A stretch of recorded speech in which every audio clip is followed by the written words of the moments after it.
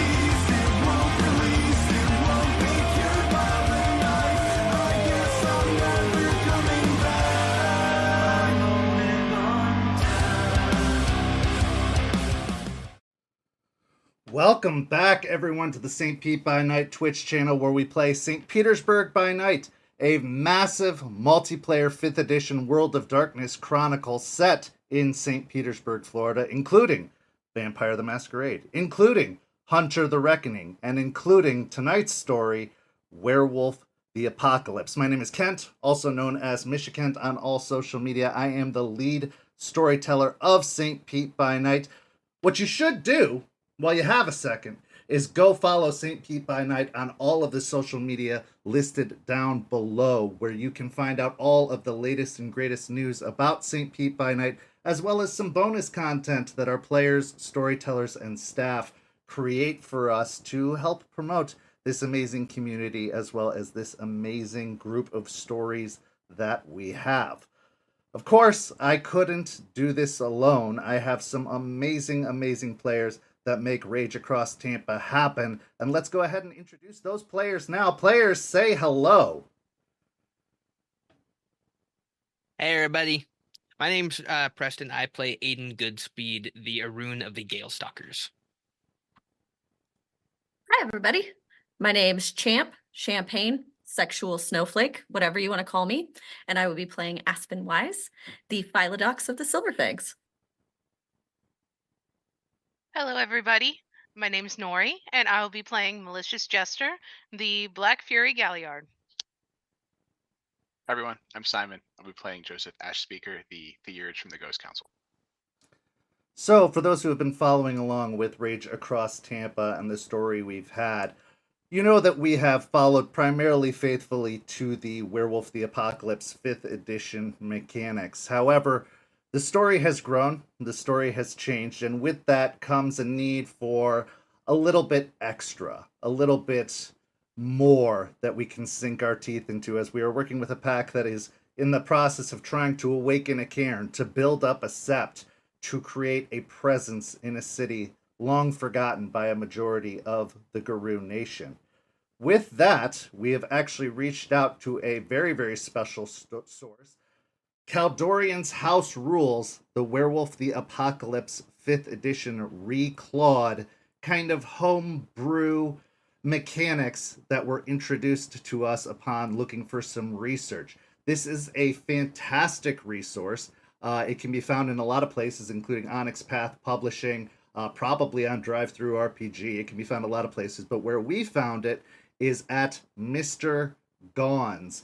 Speaking of Mr. Gone, he is going to be our special guest on this week's After Dark on Saturday. So if you have the time to tune in, bring your questions, because Mr. Gone is kind of what I would consider a minor celebrity amongst the World of Darkness community, and he has created a lot of resources that are super useful. But we want to give a big thank you to Caldorian for the incredible rule set he's provided for us. Some additions, some alterations. So when you hear terms like anguish and rancor, and they don't sound familiar to you, it's because they come from Caldorian's reclawed house rules. Go get it. It's absolutely free on Mr. Gaughan's website.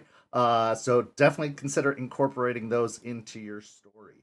Another thank you I want to give out, as mentioned in the chat right now, are these amazing backgrounds. As you can see, we've kind of spruced up the appearance of our background. So a big thank you goes out to Panchi, also known as Panchi Artista, who was our guest on last week's After Dark.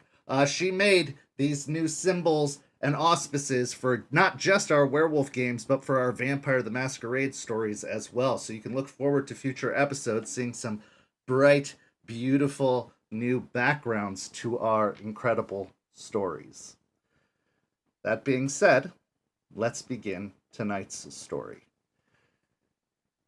It's still the same night as it was last week when Aspen and Joseph went to visit Grandmother Willow, when Aiden went to track down Terrence and found out that Terrence may be a little more close to the cult of Fenris than Aiden would like, when Jester attempted to assemble an army to take down the forces of Ballard, Anderson, and Bateman and the kindred as a whole, only to be struck with a bit of a conscience in the form of Artie, who reminded her that it was innocents being harmed that brought them into this situation in the first place, and would the potential harm of more innocents really make anything better, or would it just make things worse? Struck with this crisis of conscience, Jester decided to take a drive. So she hopped in Regina and took her for a ride where she could kind of battle out the frustrations in her own mind that she had been dealing with as of late. Eventually, that particular car ride led her to Ryder's motorcycle gang. Her intentions upon arriving at the club were to work out some aggression and to possibly make peace with Ryder, despite the fact that he is who she holds most responsible for all of the harm that had been done to her companions and her friends, the hacktivist group known as Stheno, that still to this day, after many months, finds themselves in prison and in the grips of the kindred. During the fight, Jester found herself growing more and more frustrated as she couldn't get a good strike on Ryder. He was just outclassing her, and almost like a cat with a mouse, toying with her, playing with her, stoking the fires of her frustration. But with Guru, frustration equals power. Rage equals power. And with one final palm to the chest, she was able to send Ryder sprawling. Then a proposition came. A chance for redemption for Ryder after being told by Jester that's the only way he could make up for his wrongdoings, the only way he could be accepted amongst the cairn and the pack in her eyes. And the proposition was this: I can get your friends out of jail, but it has to be tonight. With little to no hesitation, Jester agreed. and they hopped on the back of Ryder's motorcycle. Jester looking over to Regina, parked nearby, and saying, "You do what you think is best," before riding off into the night. And that is where we're going to pick up tonight's story. Jester, you find yourself riding for a good 20 to 30 minutes, primarily in silence, as the sound of the wind whipping by and the roaring of the motorcycle seems to dull any opportunities for conversation between you and Ryder. Eventually, he makes a turn that you don't suspect, not heading towards the jail, but instead heading towards what appears to be a complex of warehouses not that far off. In fact, as you pull up to the complex itself, you see a sign outside that says Greer's Storage. He pulls into the complex and pulls down several of these long kind of driveways that seem to go between units until he pulls up to a rather large storage unit, large enough that it looks like it could fit at least one vehicle, possibly more. Without saying a word, he pulls the motorcycle up, puts down the kickstand, kills the engine, and climbs off of the motorcycle. He heads over to the storage unit itself and reaches into his jeans pockets and produces a ring of keys that he seems to thumb through really quickly before heading up to the master lock that seems to secure the door of the storage unit. Inserting the key, he twists and the lock pops open. He removes the padlock and starts to wheel up the large kind of aluminum garage door. What is going through Jester's mind as he's going through this process? There are a bunch of thoughts racing through Jester's minds. First, like, what the fuck am I doing? This is entirely stupid and reckless. But all of it gets muted just by the constant thought of, I have to save them. I have to save Chloe. Okay. As he rolls up the garage door, he kind of looks back over his shoulder, revealing the entire scarred, burn-scarred side of his face. And even though most of the teeth and jawline are exposed from the burn scars, you can almost see them shift ever so slightly into a mischievous grin as he gives the garage door a final shove, sending it rolling upwards. He then steps in and turns on a light switch. And what you are greeted by is something incredibly unexpected. For sitting in the storage unit is a fully fitted, branded prisoner transfer vehicle.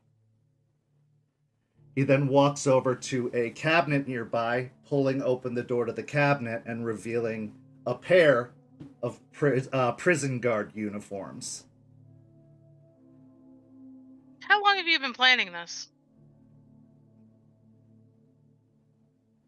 Never too bad to have a backup plan in a rainy day. My guys often find themselves in trouble. It was only a matter of time before it was one of us. He reaches in and grabs one of the uniforms off the hanger and kind of holds it up to you and says, "I had to guess on your size. They don't come in bitch." And he throws the uniform at you. I'll catch this. I'll catch it. But it definitely comes in asshole, right? Always. Fits you like a dream. It's a male-dominated profession. And he grabs the other uniform and immediately starts stripping off the vest and seemingly not bothered by your presence at all, just immediately starts removing his clothes and changing into the guard's outfit. Okay. I will leave my bodysuit on, but I will change into the outfit. So it takes probably 5-10 minutes at most before you get changed into this prison guard uniform. The badges will get us through the open gate, or through the first gate, but we're gonna have to get past reception. That's gonna be the difficult part. So I'm expecting you to use some of that winning Galliard charm that you seem to leave at home every time you come to visit me. If you plan on getting us further into the facility, I can get us through the door, but if you don't want this getting violent, you're gonna have to be the face of this operation. What's the story we going with? Or am I making that up? You're the storyteller, you tell me. It's a little late for a prisoner transfer, isn't it? Could be, though an emergency transfer could go through last minute. Might work. That way they wouldn't have anything in the system. And we could just say it was a last-minute transfer. Listen, it's the night shift. I don't think we need to get too complicated. You sweet talk the guard at the desk. I'm pretty sure they won't ask any questions and we can buzz our way in. They try to look at the badges, however, and he kind of reaches into the cupboard and pulls out two kind of hang tag scan cards. They're gonna see it's not our faces. And as he holds them out to you, you can see that the pictures on the ID badges look nothing like either of you. I'm gonna hang mine, but I'm gonna flip it over like it's accidentally flipped over so they can't see the picture. Oh, and by the way, I was nice to you the first time we met. Then you screwed over me and my friends.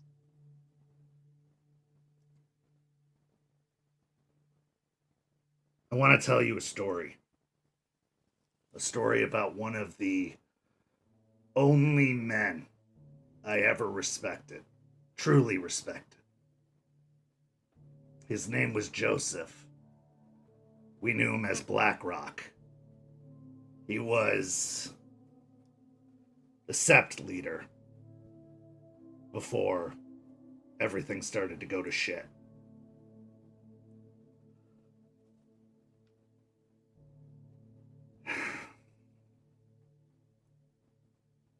He was a man who had restraint when restraint was needed.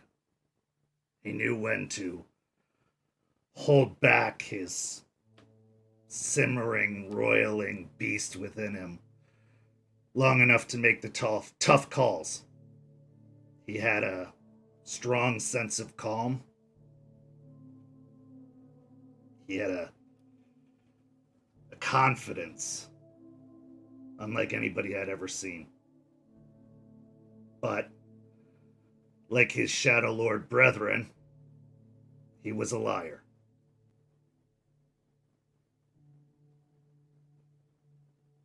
I remember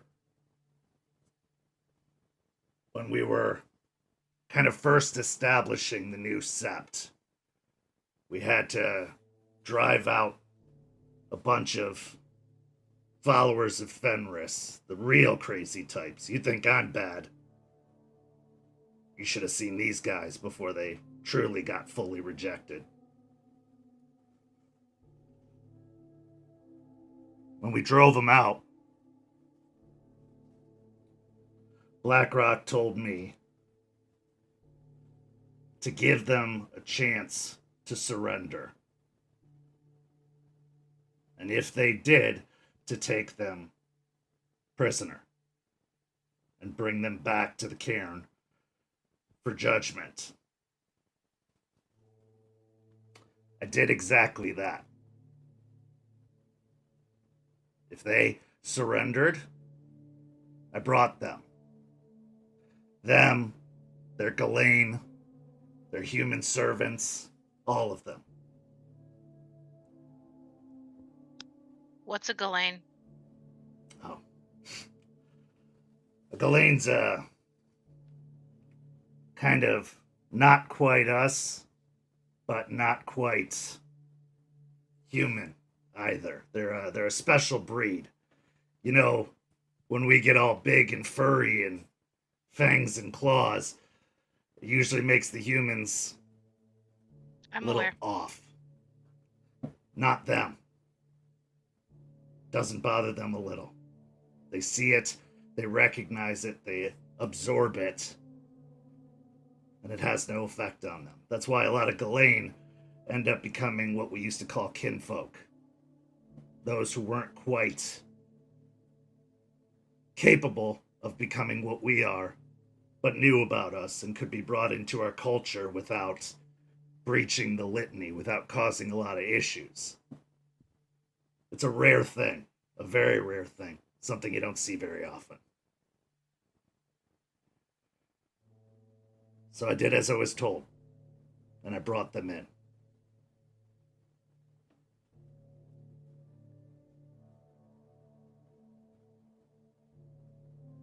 He executed every single one of them without a word. Right in front of my eyes. And I wondered, what was the mercy for? Why even offer it?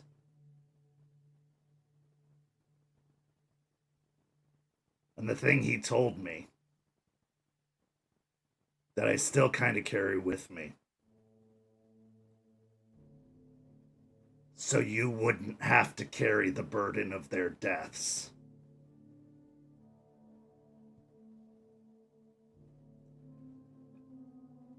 I didn't mean for you to have to carry this burden. If I'd known they'd have gone after your friends, I wouldn't have even invited you on this particular mission. And that's why I didn't want you knowing what needed to be done and doing it anyway, so that you didn't have to feel responsible.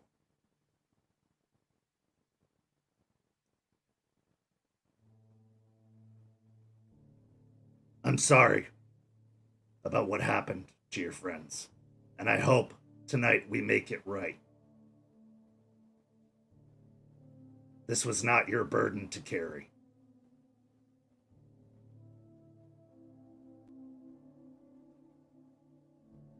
And with that, he finishes buttoning up the uniform and heads over to the truck and goes to climb in. That's a start. Let's see how tonight pans out. I'll go climb in the passenger seat.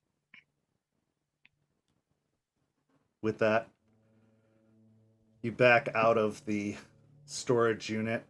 He wheels the motorcycle in, closes up the garage door, and padlocks it.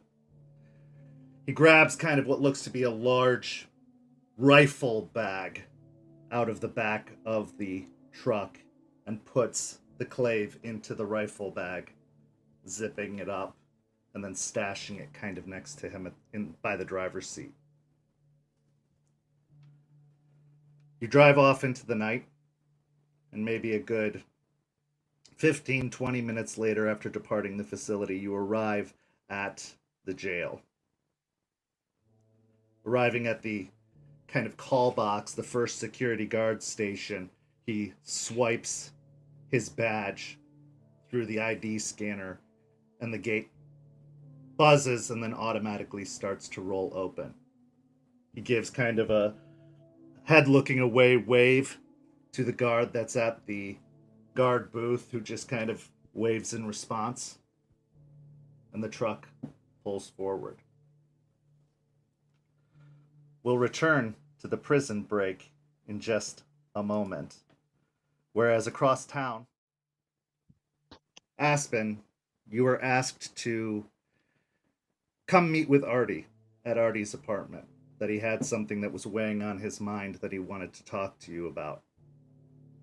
So after your encounter at the cemetery with Grandmother Willow, the image of Artie / Cricket being murdered at the hands of Bloody Mary still kind of weighing on your mind, you make your way up the stairs to the apartment door. And before you even kind of knock or reach for the handle, the door opens immediately and Artie is standing in the doorway. He seems a little bit distressed, but upon seeing you on the other side of the door, that distress seems to lift ever so slightly, and he seems relieved to see your face. as soon as the door opens and she sees him, she's just gonna kiss him. All the distress disappears immediately and is replaced by shock and surprise as he first goes rigid, but then quickly melts and pulls you in for a tight hug. Wow. Hi. Hi. If I'd have known that was going to be the reaction, I would have called you over more often. Hey. What was I going to tell you about? He just starts looking around like really dazed, looking in all directions for something to remind him of what the whole purpose of this visit was. You were gonna let me in. Oh, yeah, come in. He steps to the side and... Do you want something to drink? Yeah, I'll get it. It's fine. Okay. He starts to walk over towards the desk, and then seeing the computer monitors with all of the social media and media activity brought up on it, immediately snaps his fingers and turns around. Jester! I wanted to talk to you about Jester. So I had her over earlier. We were working on a possible plan to try and help with this whole situation with her friends. And as we started getting into the plan, she talked about creating an army. I didn't really know what that meant when I agreed to it, but then when we started working on it, she started saying some things that set off some red flags in my head. She wanted to leak the photos from the energy facility of the body farm and all the evidence that we had kind of picked up on. She wanted to kind of start a stir amongst people, get them talking about what was happening. And I started to get worried because I started to think that it was looking into this kind of stuff that got Stheno on their radar in the first place. And so I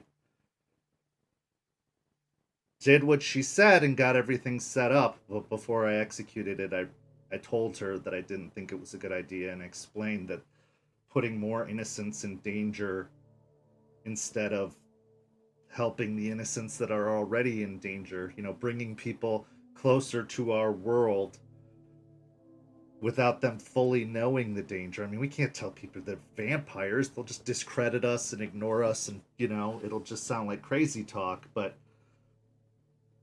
I didn't want to see what happened to her friends happen to more people, and so I told her I didn't think it was a good idea, and I think she agreed with me.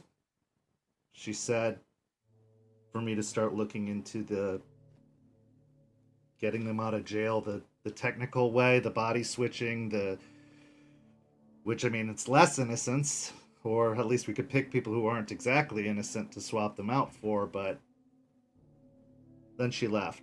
She said she needed to take a ride and clear her head. I could tell she was frustrated, but I think I got through to her. But if that's the kind of way she's thinking, if that's the first hope for problem resolution, then I think we might have a much, much bigger issue on our hands. Yeah, well, you did the right thing. We couldn't have done that. That would put way too many people in danger. I don't know well, I do know what's happening with her, but it's getting worse, and I'm afraid if she keeps going the way she's going, we're gonna lose her. Yeah, one way or the other, we don't need another Eliza or Ryder on our hands. We're just a dead pack member. That too.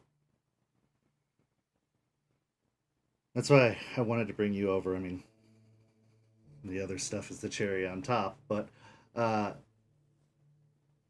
I'm worried about her, and I think that we need to give her some time to cool off, obviously, but when she comes back, I think we need to have a really serious talk about this and really stress that we'll figure it out. One way or another, we'll figure it out. It just might require patience and time.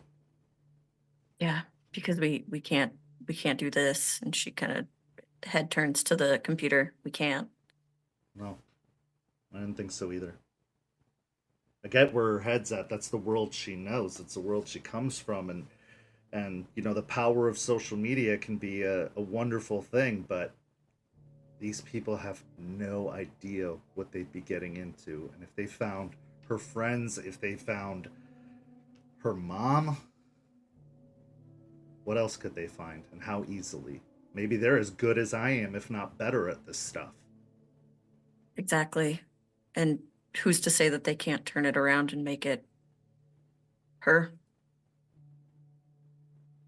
Yeah. They've got weird ways of doing things, and I feel like we move that direction, they're just going to spin it around and we're in even more trouble. Yeah, that was my worry too.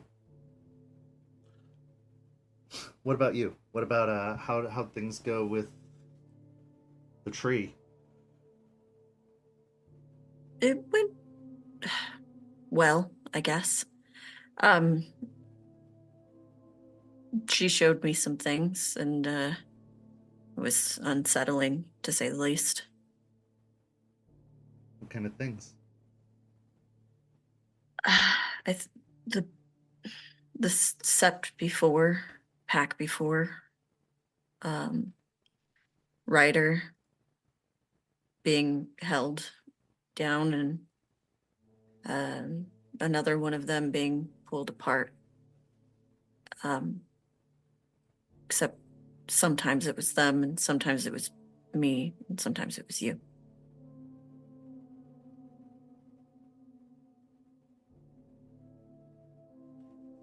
I don't deal with spirits a lot. I mean, Regina aside. And but they're tricky. I think sometimes they show things that are meant to motivate us or scare us or just visions of what could be without knowing for sure what is. Yeah, I understand that. I think I just took solace in the fact that it wasn't real. I mean, it was real, but it wasn't the way I saw it real. And been through my fair share of real life nightmares that it not being real makes it a little bit better. He walks across the room to join you in the kitchen. And as you're putting together whatever drink you're making, he wraps his arms around you from behind, and I'm not going anywhere. You're not allowed to. That's an order. Oh, Alpha, my Alpha. Oh, speaking of which, and it's like he's still got his arms around her, she's gonna reach up into the counter or into the cabinet right above the coffee maker. She's gonna shuffle some things around and just pull out the container, put it on the counter.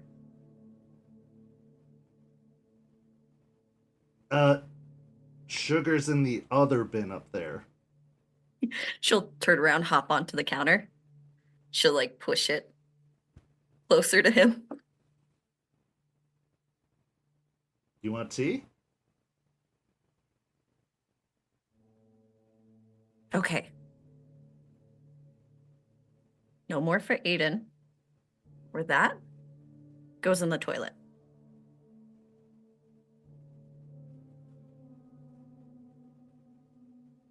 Okay.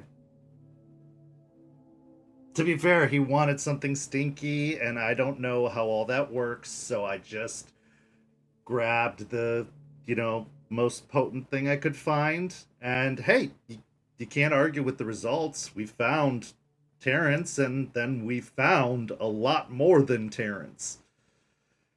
So I won't disagree. But next time, just bring him some coffee or something.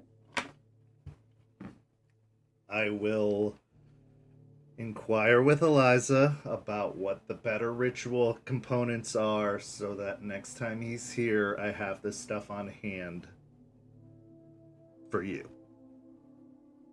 Thank you. She'll smile at him and then kind of look down. Do you think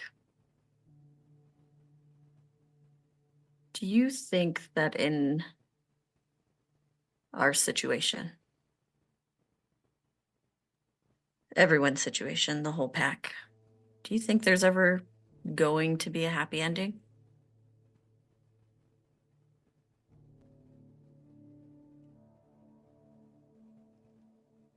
He thinks about it for a few moments, reaching up to scratch the stubble on his chin.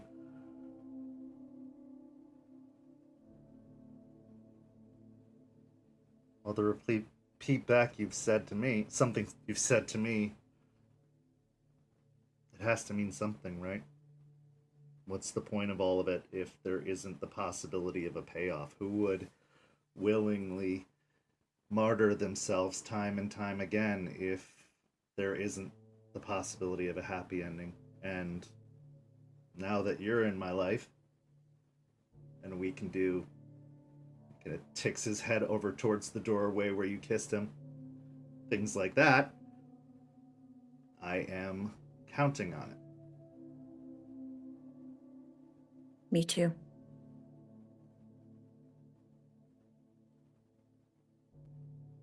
Good. Well, you want to hang out for a bit? You don't have to go anywhere, do you? Nope, I'm free for the night. Cool. We can watch a movie or something until Jester gets back. Absolutely. I need something fun. Pick something funny. I will. And he walks over to the couch, kind of leading you by the hand. And as you prepare to plop down, he turns on the TV and picks one of the streaming services and searches out Step Brothers and prepares to put it on when your phone starts to ring. As you pull the phone from your pocket, you see that it's Aiden. We're going to transition back to the prison. Jester, the vehicle is parked. No matter what happens, this is the rendezvous. You gotta get back to the vehicle. If we get separated, you get your friends in this and you get out of here. Drive through the fucking fence if you have to. All right. What about you?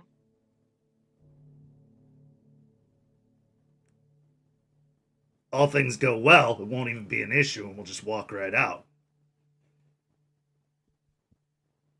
Just this is the rendezvous point in case we get separated. Don't worry about me. We'll be back. We'll meet back here. Okay. So the first thing we have to do is get through reception. And we got to get to processing. Now, I learned a thing or two about computers and indexes and searching through personnel files. If we can get to processing, we can find out which cells your friends are in. Once we get that, we'll get to the cells, get them out, and then hopefully just make our way out of here. There's a maintenance tunnel down below the prison. I'll show you where the door is on our way in. You get them to that, we get down into the tunnel, we make our way out, should let out not too far from the vehicle here. Any turns in the tunnel I should know about? Not that I know of. Maybe some bars, but those shouldn't stop you. All right. Let's head in.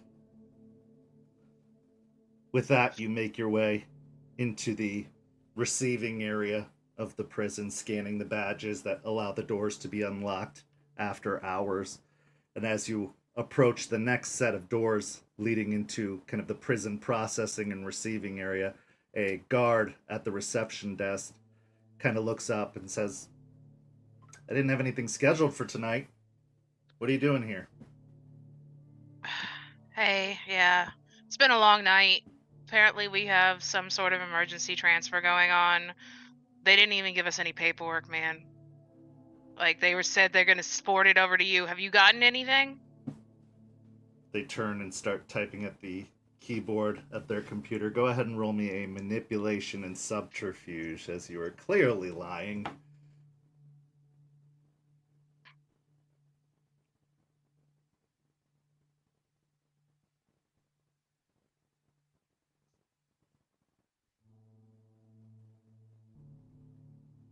Three successes. He types at the keyboard a little bit longer and then shakes his head, looking back to you. No, nothing's come through yet. You sure about... Are you at the right place? You're not due over in Pinellas or something? No, this is the right place. Can we just go into processing and just start working stuff out until the paperwork comes in? I hate standing around. Give me a charisma and persuasion. At this point, Ryder's kind of ventured over to the other side, keeping his more burn-scarred half out of view.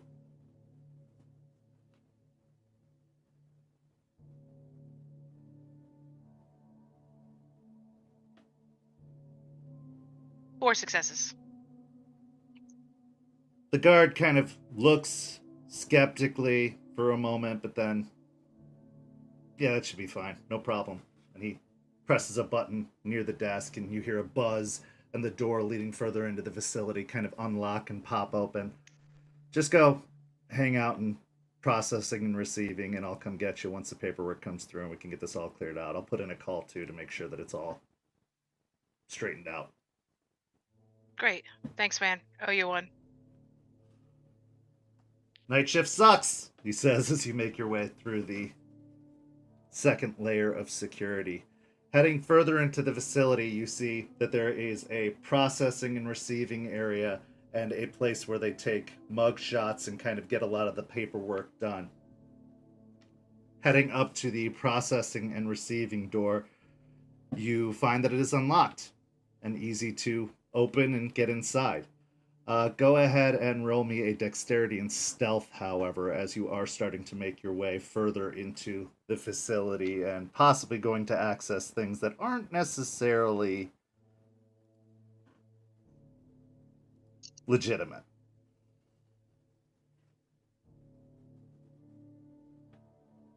Three. 3 successes. So heading to the processing and receiving area, you find the door unlocked, you open it, and the room is dark at first. You can see several chairs positioned along one wall, as well as a computer terminal that they seem to input the information into. They also have several storage bins that they place prisoners' belongings into before sending them across the hall to be put into their scrubs, prison regalia, outfit, kit, whatever you want to call it. As soon as you get into the room, Ryder kind of beelines for the computer and brings it up. And as he's typing, you can see it's kind of awkward at first as he's trying to type. And he says, "Fucking keyboards. You know their names, right?" Move. He steps to the side. I'll sit down and type in their names. Okay, go ahead and give me a intelligence and technology. It's not that difficult, doesn't require too much work, but see how much skill you have with a computer database at least. Does he have any computer skills that he can assist in, or was he just I'll gonna give you one die assistance. He has a single Okay. button technology, yeah. 3 successes. So with 3 successes, you do eventually get into the kind of prisoner lookup database, bypassing all of the input information and required forms that you need to fill out. And as you start to search, name by name, you see the various names of your friends kind of come up. It looks like a majority of them have been put into solitary, but 2 specific bits of information stand out. The first, Mia Nguyen, appears to be completely erased from the system.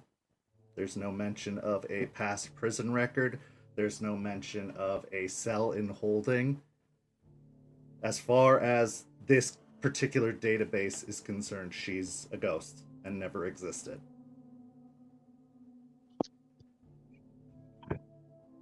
The other piece of information that stands out is Chloe. Chloe's current location is the med ward. Does it say what happened to her?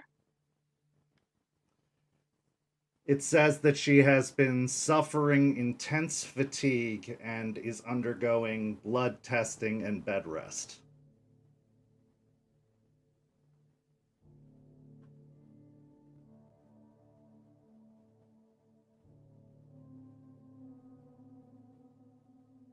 Most are in solitary. Chloe's in the infirmary. They erased Mia. Can't say I'm surprised. They got into her head, made her confess. She could have been transferred, or they'd had her purpose with her and she's gone.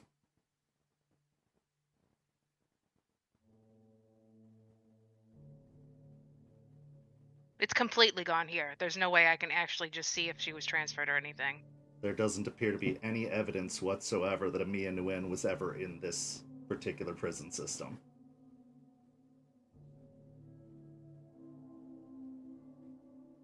We're not going to find out here sitting here, and we don't have much time.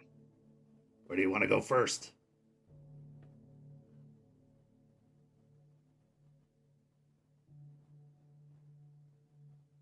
How far is there a map on here or anything? Go ahead and roll me another intelligence and technology to kind of maneuver through the system to see if you can get a prison layout somewhere. 2 successes. With 2 successes, I would say it's pretty easy to get into the directory and look up the overall layout of the prison. There does appear to be a med ward just a little bit further past processing near the front of the facility, so they can quickly take people out if they need more direct care, if they need to be transferred to hospital. But the solitary confinement seems to be back and to the left of the facility, kind of a little bit further within the bowels of the facility. Where's that access point? I'm looking to Ryder. Where's that maintenance? Yeah, maintenance tunnel. He looks over the map. It kind of squints a little bit as he gets in close, trying to see all the various outlines and measurements. All right, here. There's a boiler room and janitor's area. And where he points, it appears to be to the left of the facility as well, just before solitary confinement. Okay. We go to the med bay first, and then we head over to solitary and get the others out. You got it. With that, you immediately exit out of all of the programs, returning to the base kind of input area of the form, and you make your way out of processing and receiving. Making a left out of the door, you continue down the hallway until you're greeted by another security door that seems to go further into the facility.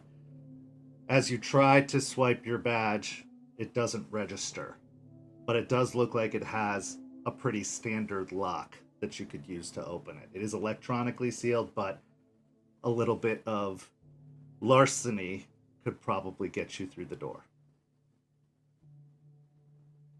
I'll look to him and look back. I break doors, so I don't pick them. Well, that's fucking 2 of us. Is there a way I could break the handle where it'll, like, break the lock open without causing too much damage to the door itself?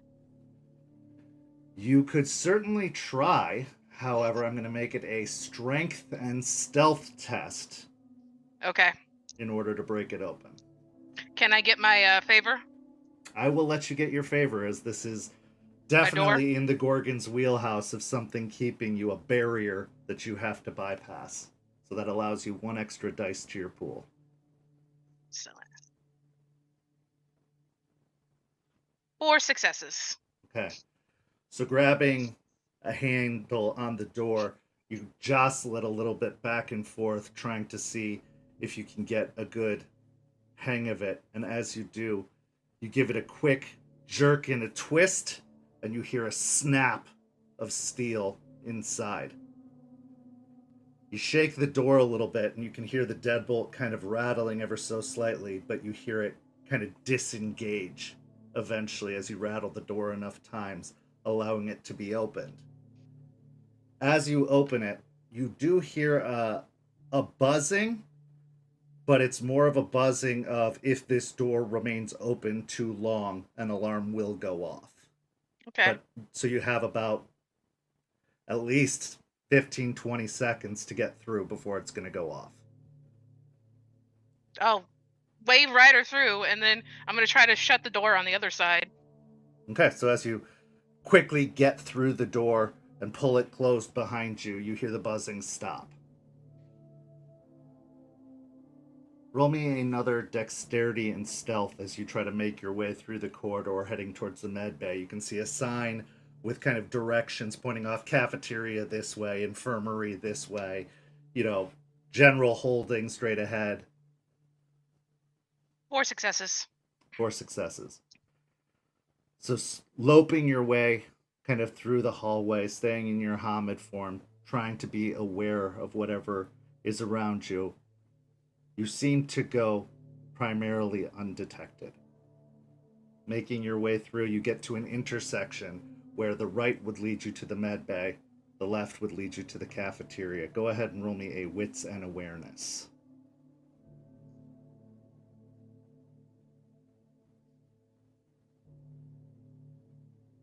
Oh, hey.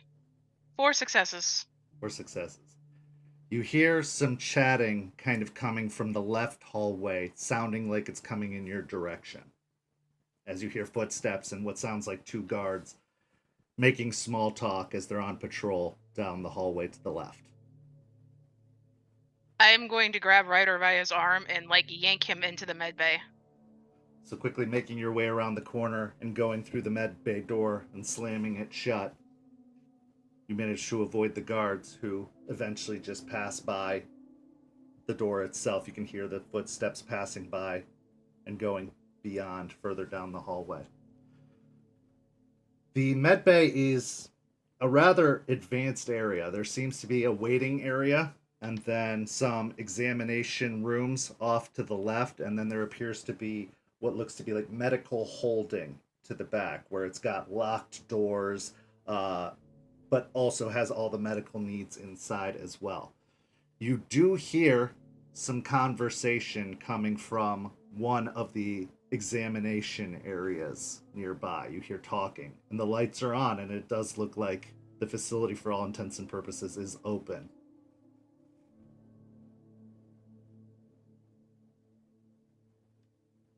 Do I see Chloe anywhere in view? And Not in view at the moment, but you can imagine, based off of what you had found, that she is probably in one of the holding areas in the back. Is that where the conversation is coming from? No. Okay.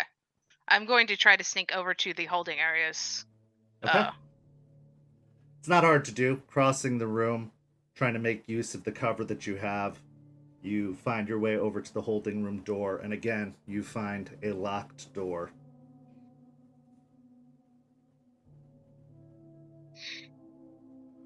Ryder instead moves towards the door with the sound and kind of positions himself by the door with the sound, looking to you like, if anything happens, I've got your back here. I'll take care of any issues. I'm going to do a quick scan of the room to see if anybody's left any, cards or keys around. This is just a vain hope, but... Go ahead and roll a wits and investigation.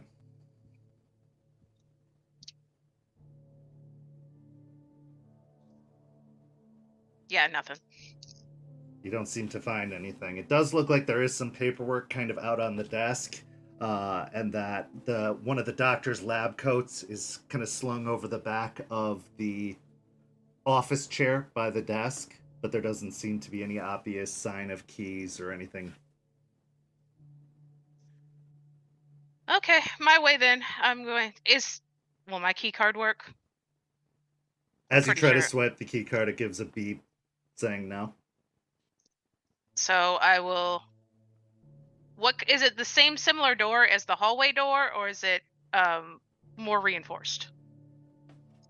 This one seems particularly reinforced, more so than the hallway door. It's meant to. This is where inmates are kept for observation over several nights, whether it's because of, a fight in the yard or getting stabbed or some sort of serious injury, something that couldn't be treated and have them returned to their cells. So there is a security risk with them being in there. That's gonna make a lot of noise. I'm going to turn back around to where Ryder is. It's locked. Heavy door. Ryder kind of leans up next to the door that the sound is coming from, and he's listening. And then after a moment, you kind of see a small smirk tug at the non-burned half of his face. He then grabs the door handle and swings the door open. And as he does, you see the jacketless doctor, except they also happen to be jacketless and pantsless. And there is another guard, primarily undressed, on the examination table. And there is, to put it simply, some very, very amorous activity happening. With that, Ryder clears his throat, causing them to yelp out in surprise. Taking some, after-hours visits there, Doc? The doctor immediately starts scrambling, trying to grab for his pants and pull them up, and says, "What are you doing here?" "We didn't see nothing if you give us your keys." "Well, I can't. We didn't see nothing if you give us your keys." I'll take out my phone. Otherwise, I get pics. The doctor kind of quickly finishes pulling up his pants, and he looks like he's going to go for the kind of alarm on the wall, but Ryder goes, ah. You don't want to do that, Doc. Because then there'll be so many questions and so much paperwork. Did you get this relationship approved by the right people? The other guard, who appears to be a woman in her early 30s, "Just give them the keys. If my husband finds out about this, I'm in so much trouble." Oh, this gets juicier and juicier. The doctor quickly reaches down to his pants pocket, pulls out a set of keys, and tosses them at Ryder. "You gotta leave those on the desk." "Sure thing, Doc. As you were." And he quickly closes the door behind him as he turns, and then immediately tosses the keys over to you. I'll catch them. "Go get Chloe." Lock the door. Do you want to lock the door that they're in? Yeah, I'm gonna lock the door they're in too. Okay, as you do. You kind of hear the knob jostle. Hey! From behind the door. Enjoy your night. And then Go I'll get go. Chloe. We don't have Chloe. much time. I'll go get Chloe. So as you get over to the holding area of the infirmary, you try several keys, but eventually you find one that unlocks. Opening the door, you head inside, and you can see that there are a few beds with patients in them, most of them sleeping, whether they're knocked out on painkillers or just it being later in the evening, taking to sleep. Go ahead and roll a dexterity and stealth as you make your way through the beds.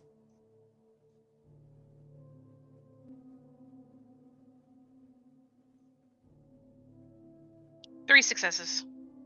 So moving your way through the various rows of patients that kind of are laying unconscious on either side, you get to the far wall, and looking through the beds as you pass by, you don't see Chloe, but you do see a door that seems to be for a maximum security infirmary. Checking the keys again, you find a key that unlocks the door. And as you open it, it's a much smaller room with what look to be almost individual cells that are set up with gurneys and the medical equipment needed in each one. Making your way down the rows, you get to the final one on the left-hand side, where you see Chloe asleep inside. You can see that she looks extremely pale, and as she's laying there, you can see some sort of machine seems to be drawing blood from her, slowly but surely into a blood bag.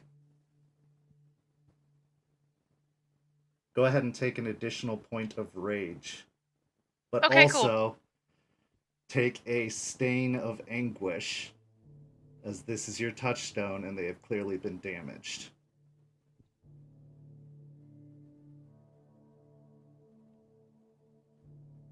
Anguish is for Harano, right? Correct. Okay.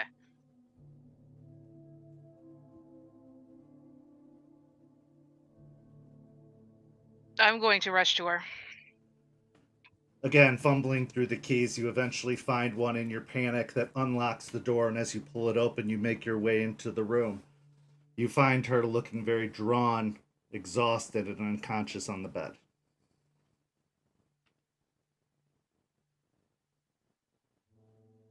They were going to use her for food. Ryder reaches over to a clipboard and starts looking through the various pages.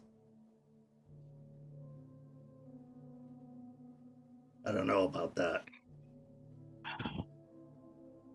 I had a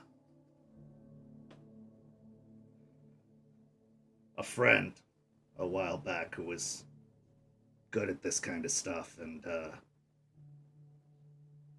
told me how to look for signs of that. He reveals a page and he holds it out to you, and it shows a variety of tests being done. Okay. And then a single line that recognizes an anomaly in her blood.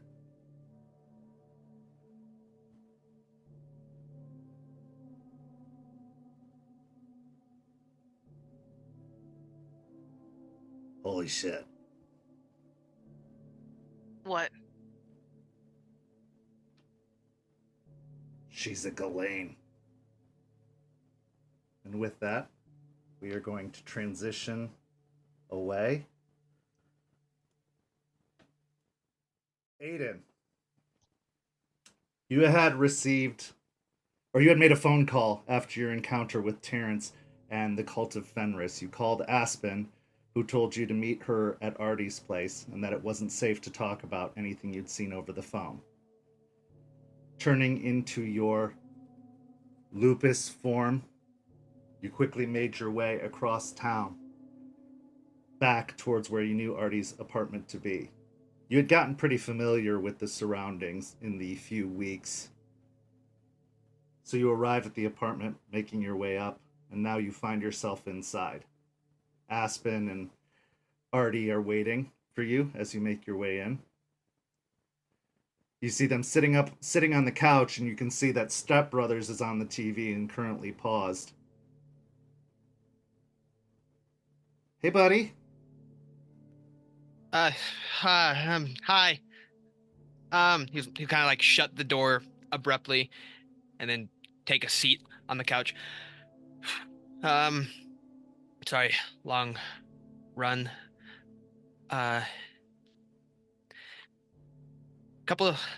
Sorry, am I interrupting?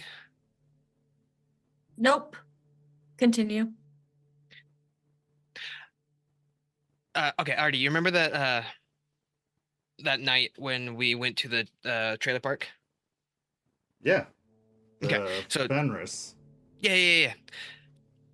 I remember there was those three guys that were there. The ones One that of you those picked up on. Yeah.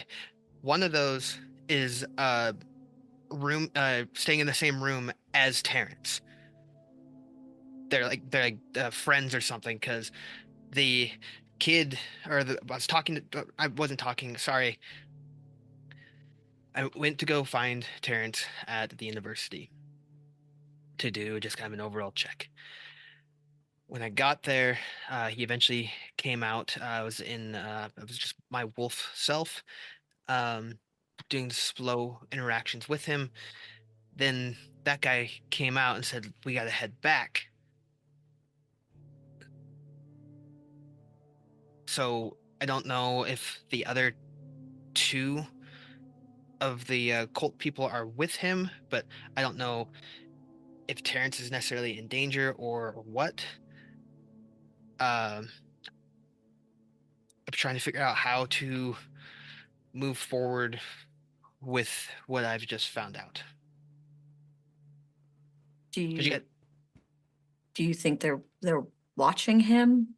Do you think I don't know if it's coincidence.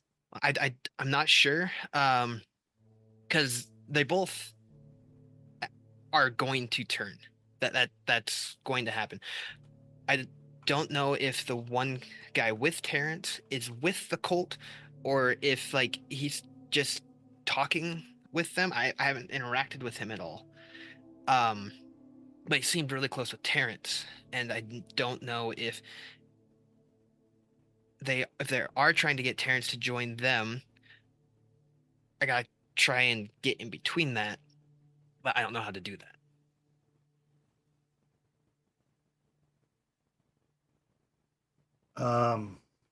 Okay, so there's a lot of possibilities here. The idea that two burgeoning werewolves being together in the same room, that's a coincidence at the very least. I mean, that's impossible. Unless they have a kin seeker among the cult, and they're like, "Hey, there's this guy. Get in with him," or it is a coincidence, and I don't know. Well, they have to have a kin seeker. They wouldn't have found those three before they changed if not. That's fair. There's no way it's a coincidence. That's almost impossible. The question now becomes, how long have they been here? We thought they'd only been here a few weeks, but the school semester's in full swing. Like, they've been rooming together since the start of the semester. Right. They wouldn't change out roommates like that just suddenly. So if they've been watching him, this kid is in on it. They're not just a new recruit. They're part of this. I I have an idea as I was coming over. I don't know if it'll work, but Artie, can you get me into school? This late in the semester? Um Like the people that look my age, they go to school all the time, right? Hang on. And he kind of springs up from the couch and makes his way over to the desk and immediately starts typing on the keyboard. And you can see the University of South Florida come up, and then he starts typing some more. And then all of a sudden, it's a database with students and programs and classes. And he starts making his way through the registration process. Well, I can't get you in as a full student. What I could do is find their schedule and make you pass, fail, sit in on classes, kind of like an extracurricular activity. It wouldn't be official. That'd take a lot longer and probably couldn't get you in this semester, but I could get you a seat in those classes at the very least. Okay. Uh, you know how you made this name? Can you make a different one?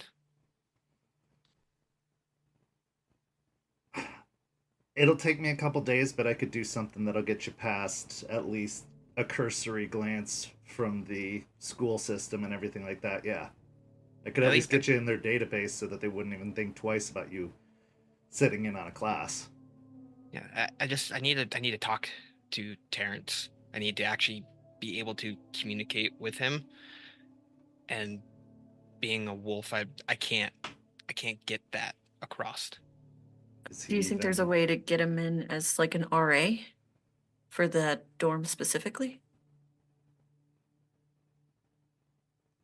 I could probably put something together. It'll, again, take a little bit of time, but I could probably have the advisory board request some additional assistance in observing that particular dorm. Yeah. Do you remember what it was, where it was, what it was called?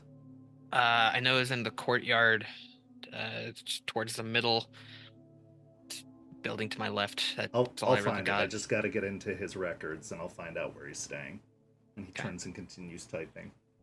Do you think that would work? It's just an idea that I had running over here. It's the only thing I could think of how I can actually keep an eye on him. It's not a bad idea. I don't know how much you're gonna get into school itself, just because spring break's about to happen, so he might not even be there. That's something to look into as well. Like he can leave? But people leave on spring break. They go visit their families or they go do other extracurricular activities. Okay.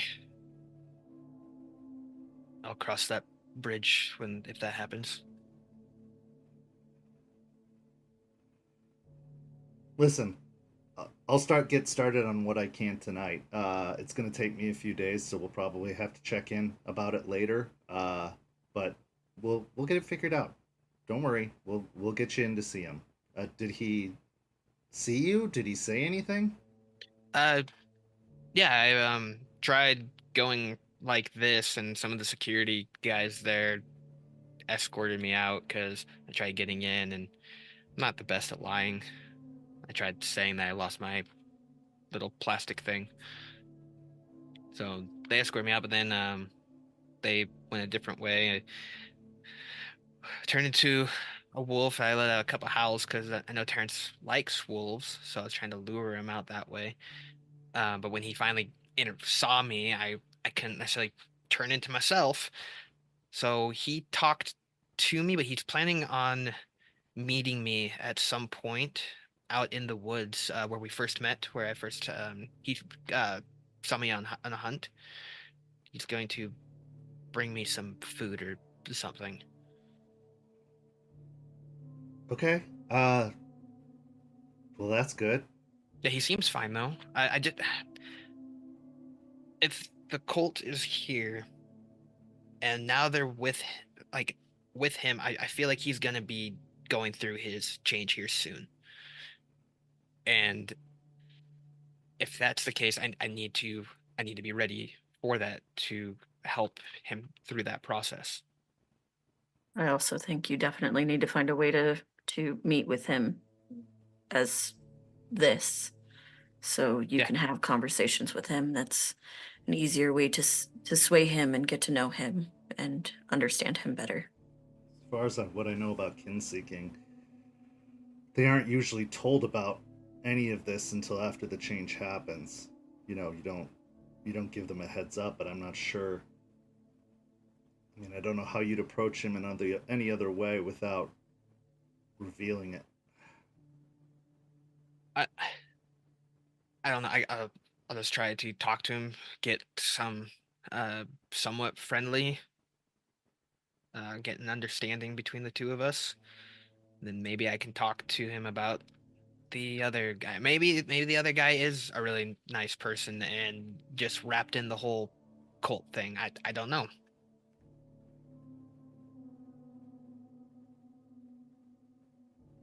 Point to consider. I like you just fine because I know what you are. But you're going to have to work on that human talk of yours if you're going to communicate with a person and try to convince them that you're actually looking out for them and not some weirdo who doesn't understand how things work. He likes you as a wolf, that's all well and good, but he thinks you're just a wolf. How are you going to get the human you interacting with him? That's a great question. I don't know. Well, that's something we got to consider. Although in the meantime, It might not be a bad idea to call up Joseph. Maybe he can tell us Yeah. more about the cults, or I don't know. He's been doing a lot of studying recently. Maybe he can. Yeah, let's get all hands on deck. Let's get the whole pack here and talk about this. We should also probably talk. Aspen, do you want to fill him in on the whole Jester thing? I'll keep Yeah. working on this. Yeah, I can do that. What happened? Jester, you remember her talking about an army? Yeah, briefly. So apparently she wanted to expose the pictures from the plant of the people and get other humans involved, other normal people involved, in exposing them. And obviously, it's a very bad idea because that'll get a lot of people in danger. Right. And then also could very well get us in danger in part because they have weird ways of flipping the script. So I think Artie was able to quell that, and now she's off blowing off steam. She went for a drive. But she's definitely moving to a path that feels extreme. It feels like well, a dog backed into a corner. And it's not great for her, and it could put her in a very bad place, whether that's being like Eliza or Ryder or just I've had a few good conversations with her. I could try talking to her. And maybe maybe a different perspective than other than the human side, be able to help in what's going on. I don't know, but I kind of understand how being a dog back into a corner can feel. right. The problem is it's a lot of human feelings with that. So That's a good point. I don't know. I just feel like she's really bad off. Well, a little pack talk then. Just everyone, we'll just get here and we'll just talk, try and feel the stuff and try and find an understanding.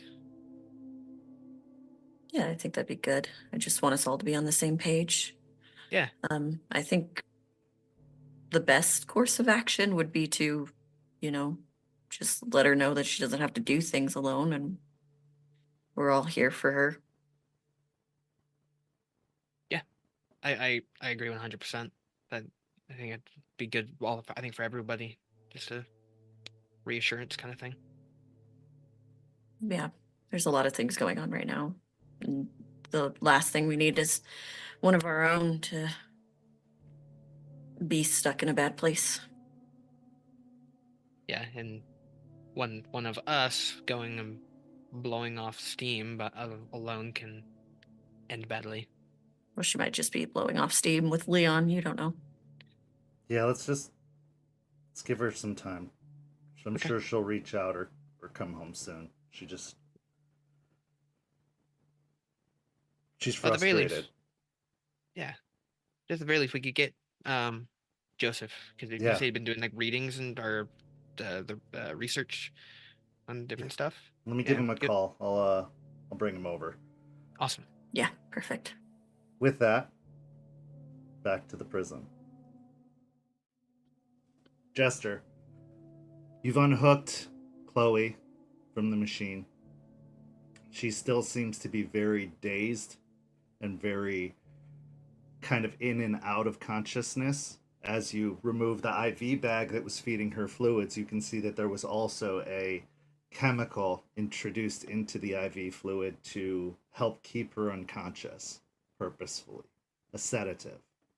And upon removing of that, you can see that she is starting to slowly stir to consciousness. As Ryder looks over the paperwork some more as you're getting Chloe ready to move, he pulls up a psychiatric evaluation and points to several points where tests were done that came back inconclusive. There's something about her. I'm pretty sure. We'll But I'm worry pretty about sure it. it's a Ghislaine. I'm going to gently scoop her up and like cradle her and be like, "Shh, it's okay. I have you." So what do you want to do? Are we going for the others still? We're running out of time. Yes, let's go. Okay. With that, carrying Chloe kind of in a cradled position, you make your way back out into the hallway. As you get out of the doctor's offices and start making your way towards holding, more specifically, solo confinement, you're walking down the hallway when you hear a voice behind you go, "Hey! What are you doing there?" You turn slowly to see the two guards that had been talking, walking past, coming up and approaching you.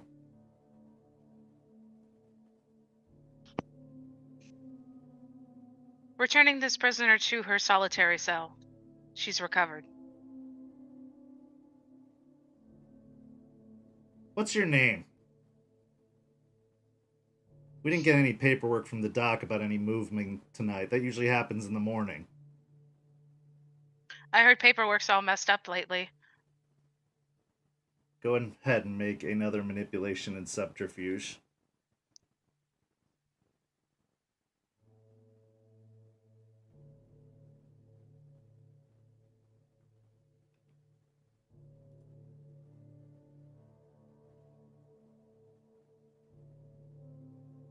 Two successes. No, something doesn't seem right about this. Why don't you come with us back to the lab and we'll talk to the doc together?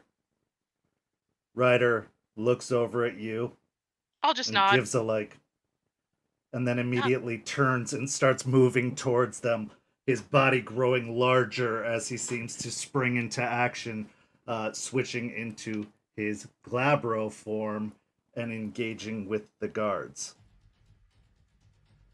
As he does so, he reaches out to grab the first guard, who starts to reach for a gun, and he grabs them by the arm, yanking them towards him and just clotheslining them with his full arm across their upper body, sending them spiraling and dropping to the ground. The other guard starts to engage, and Ryder just grabs them by the side of the head and smashes them against the concrete wall. Not hard enough to crush their skull, but enough to give them a nice rattle against the side of the concrete, causing the concrete to crack ever so slightly and their body to kind of fall limp and drop to the ground. Well, now we are really running out of time.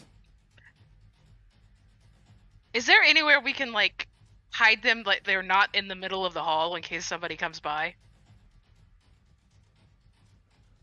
Ryder just quickly gets down and starts scooping one guard up on each shoulder. This We get works. him. Let's We let's get go. him into the maintenance room. We can stash him there for now.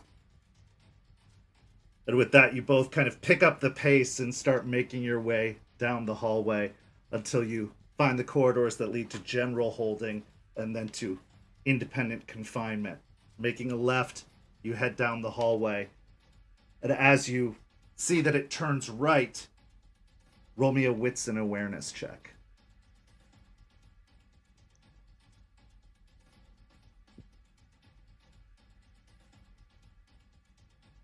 Three successes. You hear the crackle of a walkie-talkie radio coming from around the corner. After a moment, you hear, "Checking in, all clear." And then the radio get holstered. Is the sound coming closer to us or like it's walking away? Sounds like it's solitary, probably standing guard outside of the solo confinement area. Okay. I'll look to Ryder and point to the around the corner and then the guards.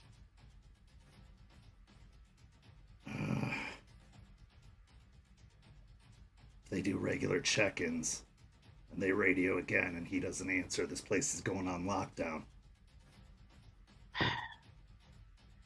All right, let me try to hold her. He just lets one of the guards on his shoulders just drop to the floor, and then scoops her up into a fireman's carry over his arm.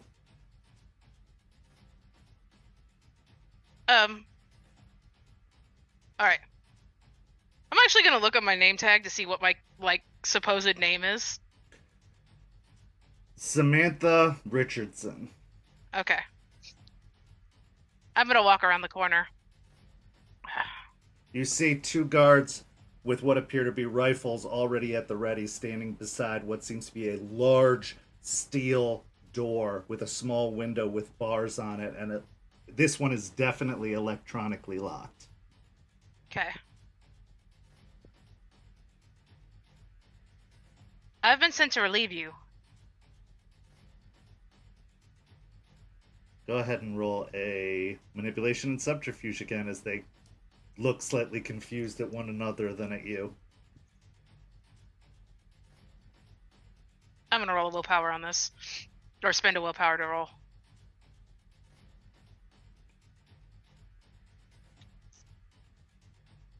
There we go. 5 successes with a crit. 5 successes with a crit. Okay. As you approach, say I've been sent to relieve you, the one guard checks the walkie-talkie. Base, did you send us any relief? Crackles.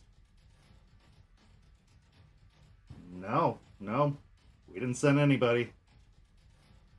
You sure you're at the right area? You know, I'm kind of new at this, so maybe. Happens all the time. Open confinement is the other way. Okay.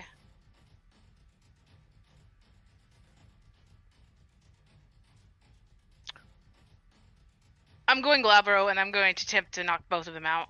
Okay, so go ahead and make your rage check to shift.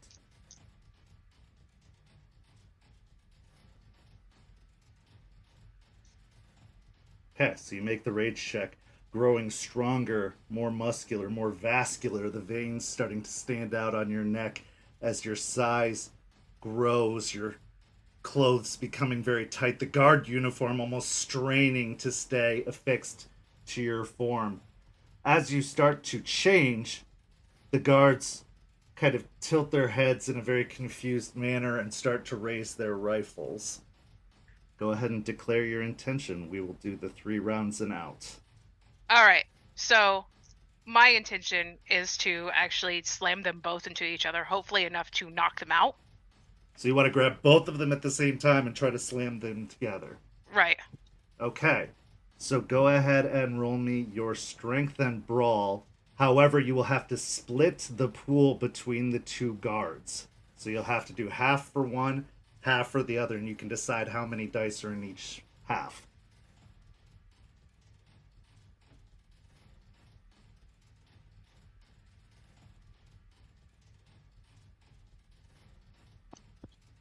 Any check on if they were stronger than me or not?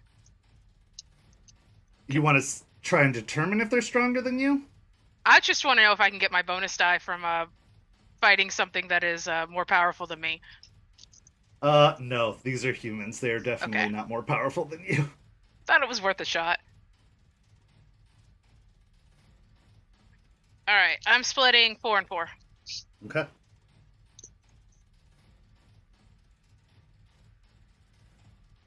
First one is 3 successes.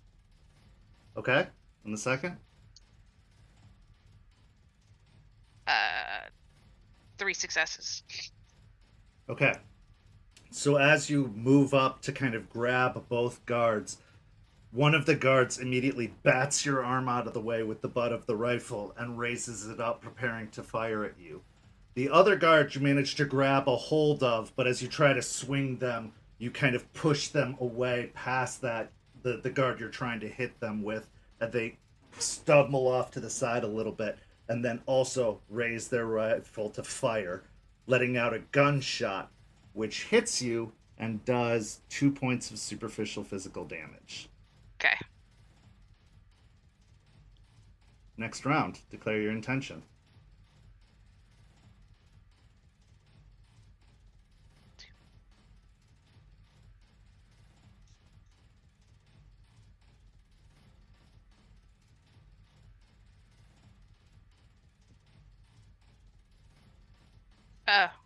First of all, Ryder, a little help.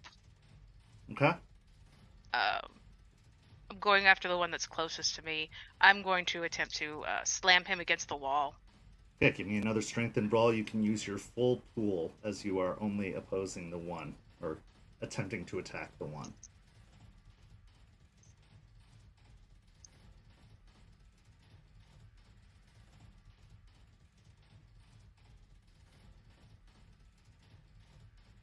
That's close. 5 with 1 critical. 5 with 1 critical. Okay.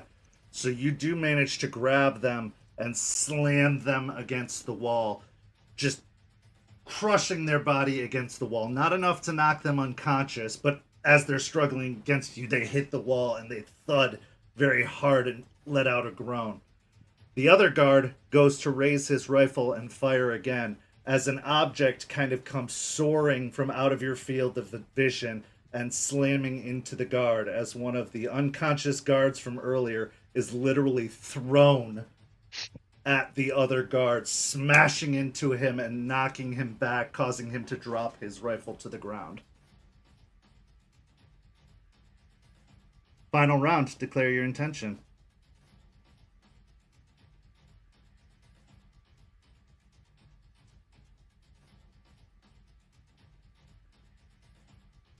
He's Woozy, the one I have a hold of, right? Yes. Okay. I'm going to attempt to hit him in the temple to knock him out. Okay. Not too hard, but enough just to... That's minus 2 successes, right? Yes. Because it's a call shot. Alright, I'm going to spend a willpower. Okay, that's right. Alright, that is going to be, without my successes, 3 successes. That's 3 already successes. the minus 2. So grabbing his head and slamming it against the wall, you see him go limp in your arms as he kind of... The second bash just drives him into unconsciousness and he starts sliding down the side of the wall. The other guard, trying to pick himself up from the encounter, is immediately charged by Ryder with Chloe still over his one arm, and a fist comes flying towards the guard, punching him squarely across the face, then punching him again, knocking him unconscious. They This heard guard that have- gunshot. We gotta go. Does this open the maintenance and get her to it? Does this guard have a badge? It does appear that they do have a badge hanging from their belt, yeah. Alright, I'm grabbing the badge and running towards the solitary doors. I'm not leaving till you are. I'll just cover your way out. Okay. You fumble for the badge, pulling it off of their belt, and swipe it on the high security door, which causes the door to slide open, as it is more than just a standard open and closed door. This seems to be something more of modern make that opens. As you get inside, you can see the cells on either side down the hallway of solitary confinement, rooms with the same kind of steel doors, but as you use the badge on them, you swipe and they open. And as you do, you see your various other friends of Stheno behind the doors. We need to go. I have no time to explain. Just follow me. Go ahead and roll me a charisma and leadership.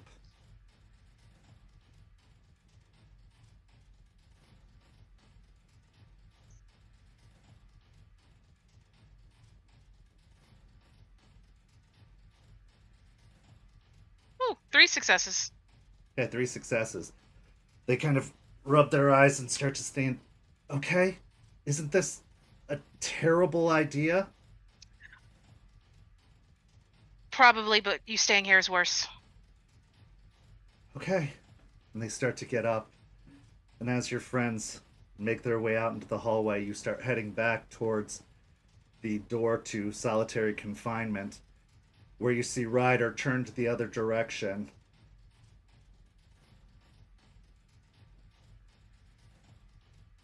Hey, long time, huh? And with that, he slowly lets Chloe slide off of his arm into the room you're in. And as he turns to drop her into the room, at the other end of the hallway, you see a stout woman with curly brown hair as Bloody Mary blocks the path between you and the maintenance room. Hi!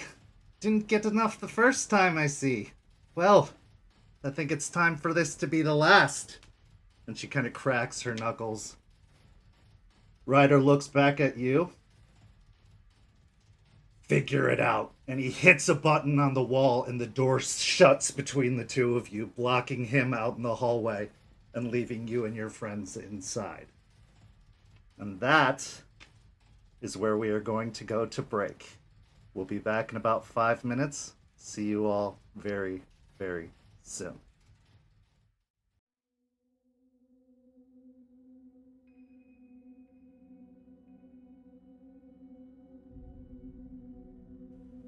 St. Petersburg by Night is brought to you through collaborations with our partnered vendors, Wolfpack Dice, Ember Fox Dice, Dragon Ink Dice, Bear of the Bard, Champs Tramps, Panchi Artista, and Chromatic Creations.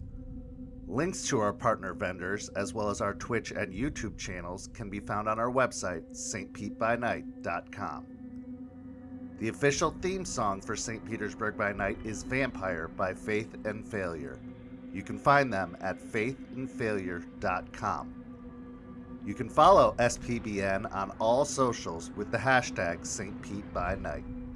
If you wish to support our program, you can do so at ko-fi.com/StPeteByNight to help keep the stories rolling.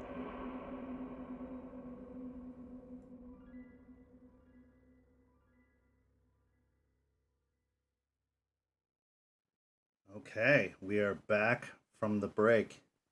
In the first half, the prison break was on. Jester and Ryder managed to successfully infiltrate the prison, going down the various corridors, attempting to find the location of her friends in Stheno. First, they found Chloe, who was being kept in the medical ward for testing. It turned out that testing seemed to be something more than just trying to find out if there was any particularly blood-borne illnesses happening with her. Instead, it was revealed that Chloe is in fact a Ghislaine, also known as a kinfolk. They freed Chloe and made their way to solitary confinement, where they were ambushed by a couple of guards that they managed to successfully take out of the fray and gained access to solitary confinement. There they freed the remaining members of Stheno, and as they were preparing to make their escape, they were intercepted by Bloody Mary.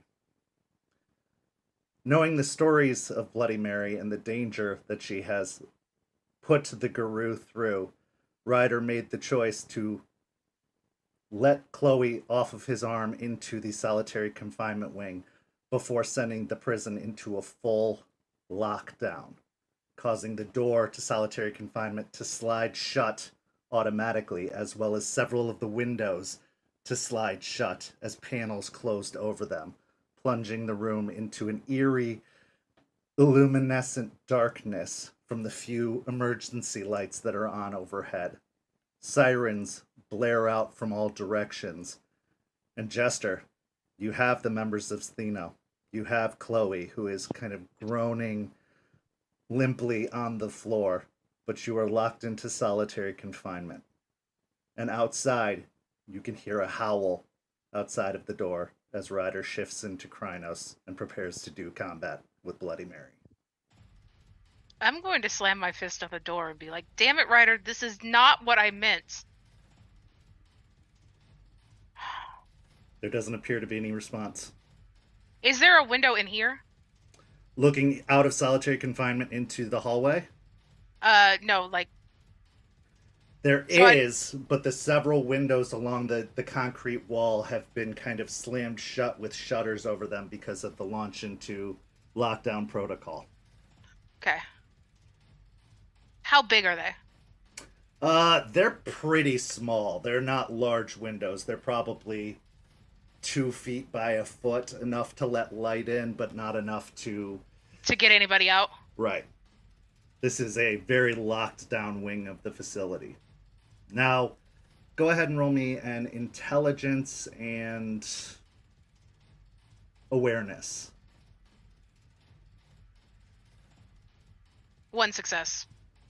1 success. Okay, so since you saw the map of the facility recently, you know that solitary confinement was in the back left corner of the prison. The far wall at the end of the hallway with the cells on the opposite side seems to be a wall that would, if with enough force broken through, would lead to the yard outside of the facility. Okay. I'm going for that wall. Okay, are you staying in your Glabro form to do so? At the moment, yes. Okay, so go ahead and roll me a strength and athletics as you attempt to throw yourself up against the wall. The other members of Stheno are kind of panicked, looking around.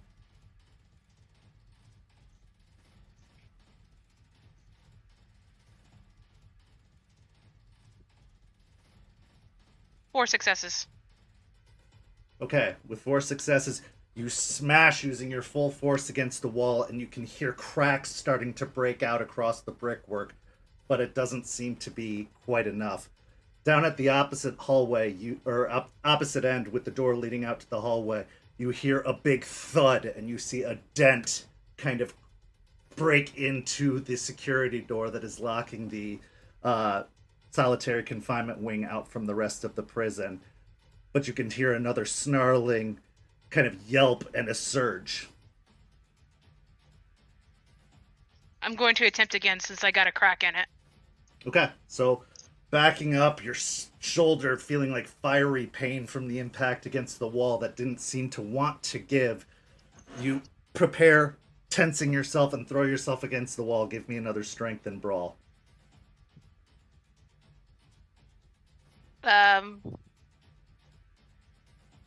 4 successes again. 4 successes. Okay. You smash against the wall a second time, more of the cracks spreading out and some of the brickwork starting to chip and fall off of the wall ever so slightly. As it starts to break away, you see what looks to be the emerging of an opening starting to form into the wall, as you can see some of the security lights outside of the facility starting to flood in through the gap. You think 1, maybe 2 more throws should do it if you're as successful as you have been, but it could be easier if you do it another way.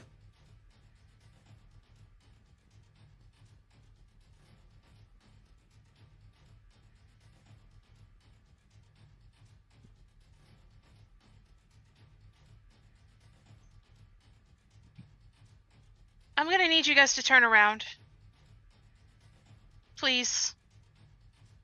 After a minute, you hear them go, okay, okay. They all start to turn around and cover their ears and cover their eyes. I'm shifting into Krynos. Okay, so go ahead and make the 2 rage checks. Ugh, I lost 2 rage. You lost 2 rage. Okay. I'm at 1. So you're down to 1 rage as you make the shift, turning into Krynos form. Up on your hind legs, growing even a foot, maybe 2 feet taller. The guard uniform completely tears off of your body at this point. The scraps of fabric kind of falling down to the floor. Fur covering your entire form as your muscles grow thicker and covered in this coarse hair. Your claws extend out of your hands. Your mouth turning into a muzzle that extends from your face, filled with long, sharp fangs. That wall, that barrier, must be passed. Go ahead and roll a strength and brawl, and you can add your additional die. You also have 4 additional dice from your Krynos form, smashing against the wall.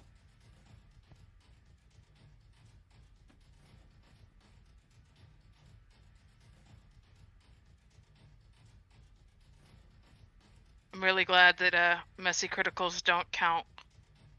I mean, it might have been cool this time.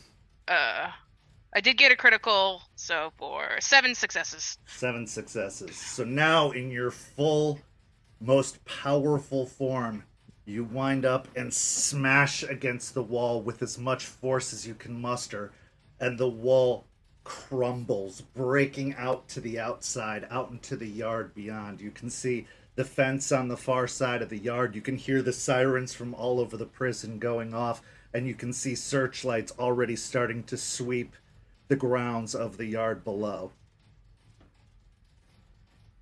I am running for the fence. What are you doing with your friends? You told They're them to staying turn here. around. They're staying here for a moment. I am running towards the fence. Okay, so emerging through the gap in the wall, you start rushing across the yard towards the fence beyond. Go ahead and... Are you trying to avoid the spotlights, or are you trying to get them to follow you?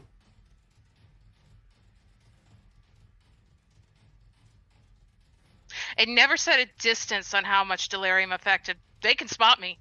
They can spot you? Okay. Yeah. So as you rush out into the yard, sprinting your way across towards the fence, go ahead and roll me a dexterity and athletics, as you can hear several rifles starting to open fire wildly.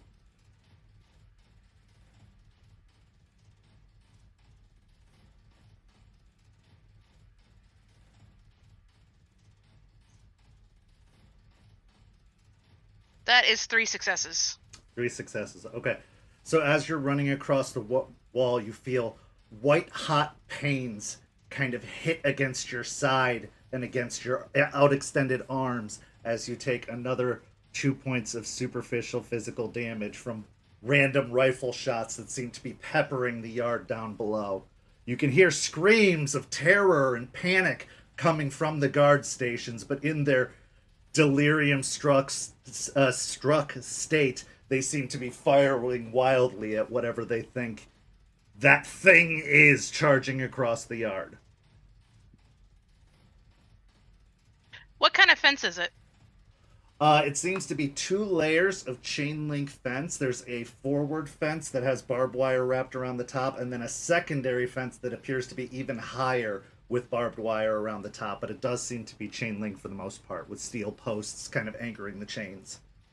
Yeah, screw that. I'm just going to rip through the chain link flanges. So go ahead and give me another strength and brawl check as you manage to use your claws to grab onto the chain link and start tearing it open.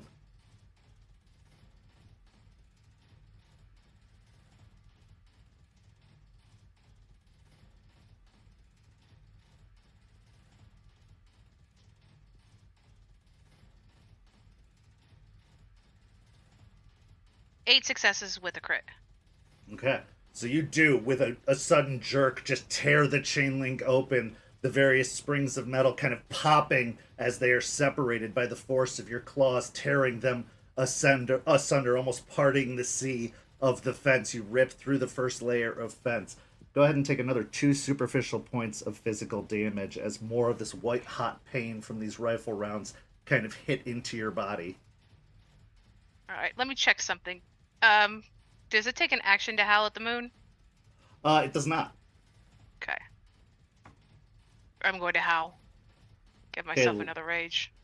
Letting out a howl, looking up towards the moon overhead, you feel the rage and anger in you build, bringing you up to 2 points of rage.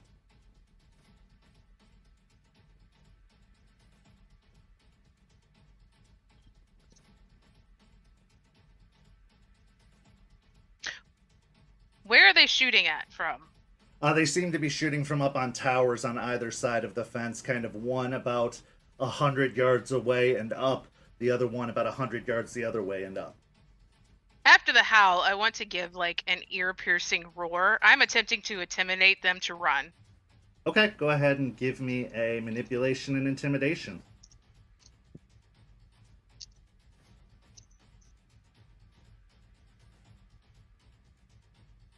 Four successes. 4 successes. So looking over towards the towers, you let out a deep roar from within your gut, kind of staring up at the panicked, stricken guards up in the towers who like dinner plates the size of their eyes as they're firing randomly in your direction. And as you roar, the guards on the tower to your left suddenly start to panic and stumble backwards, and one of the cards actually goes toppling over the side of the tower, falling down below as the other dives into the guard booth out of sight. Okay, I'm now heading back. Okay, so turning around, the fence in front of you, just an open path, possibly to freedom. You make your way back towards the prison. And I'm going to heal. Okay, so Or go attempt to ahead heal. and roll your rage check. Good on that. Okay, and just double checking on our form here of regeneration. Right, I'm looking as well. So you get your 4 bonus health levels, so it's just your Krynos form that's, well, you've gotten a little bit into your... Okay. Yeah. Okay, so I would say you regenerate 2 points of superficial damage with each rage check that you make. Right. Can I only make 1 per round? Or... You can only make 1 per round, yes. Alright. So 2 this round. Crap. I'm heading back in, and I'm going to shift to Glabro again. Okay, so go ahead and make the 1 rage check to shift down into your Glabro form.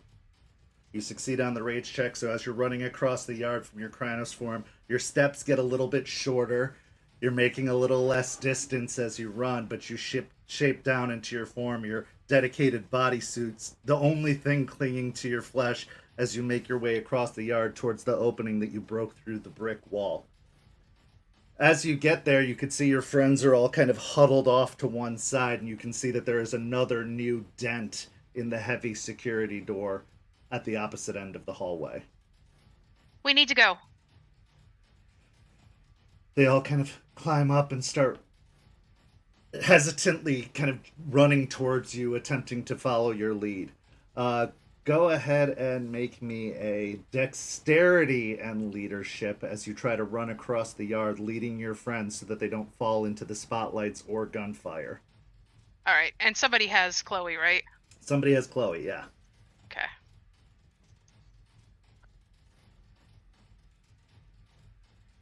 Three successes. Okay, so 3 successes. As you kind of spring into action, running out of the door, you try to avoid the spotlights that seem to be swinging wildly across the yard. Jackson has Chloe kind of positioned in his arms as he takes up the rear, following behind you, trying to stop short of every spotlight that comes across the yard.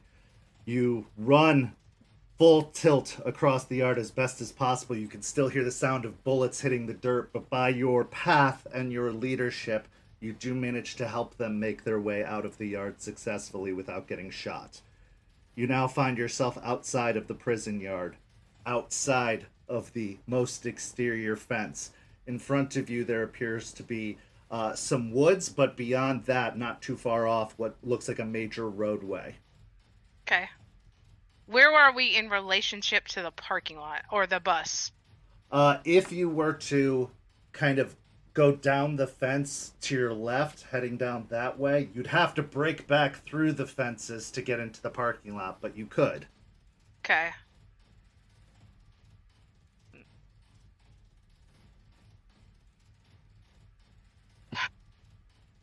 But there's still a bunch of searchlights going off even near the parking lot, isn't Oh yeah, there? all over the facility, and you can hear the sounds of the alarms going off from the facility itself. Shit.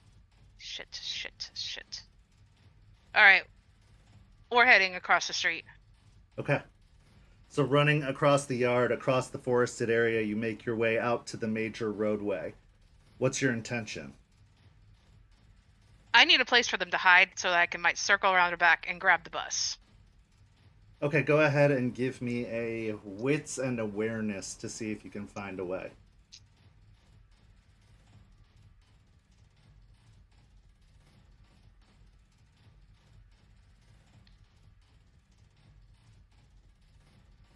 Yeah, I'm spending a willpower. I'm impaired now. So So that'll be a -1 to all of your mental dice pools, social and mental dice pools from this point. right, 2 successes. 2 successes. Panicked, you're kind of looking along the busy roadway in the woods behind you, trying to find a place to hide as 2 headlights kind of come into view and illuminate you and your friends along the roadway. They come flying forward at a rapid rate before tires screeching. The vehicle skids to a halt right by the sidewalk that you stand on. And you see a beaten up blue, green, and brown Jeep come just skidding to a halt in front of you. The doors on both sides flinging open automatically as Regina comes squealing to a halt right in front of you. As you look at the car, there's nobody in the car. It seems like the car drove here on its own. I love you. I love you so much right now. I'll look to the others. Get in the car. Scrambling into the car, Jackson lifting Chloe into the back seat and climbing into the back. Caleb also climbing in behind them. And you jumping into the driver's seat. The doors start to close, and you put the car into gear and start squealing away. Go ahead, what were you going to say? I will stop and look back. Fuck! I'll pull out my phone. Call and hand it to Jackson. Call the number Artie. Regina, get them to Artie. I'm going back. I can't leave Ryder. As you prepare to climb out of the vehicle, a large, lumbering figure comes stumbling out of the woods behind you before collapsing to the ground. The headlights in the illumination, you see Ryder sprawled out on the ground in front of you. However, one of his arms has been completely torn off. Now, we're going to transition back to the apartment, where we find Joseph. You've arrived. Aiden and Aspen, as well as Artie, are sitting in the living room as you make your arrival. You were called by Aspen and told to come meet at Artie's apartment because Aiden had some important news for you to discuss. Artie opens the door. Hey, Joseph, come on in. And steps back, holding the door open for you. I'm going. You can see Aiden's kind of over on the couch. He looks a little bit shaken, a little bit kind of uncomfortable, and Aspen seems to be standing in all of her authority, kind of pacing on the other side of the room until you arrive. And the scene is yours.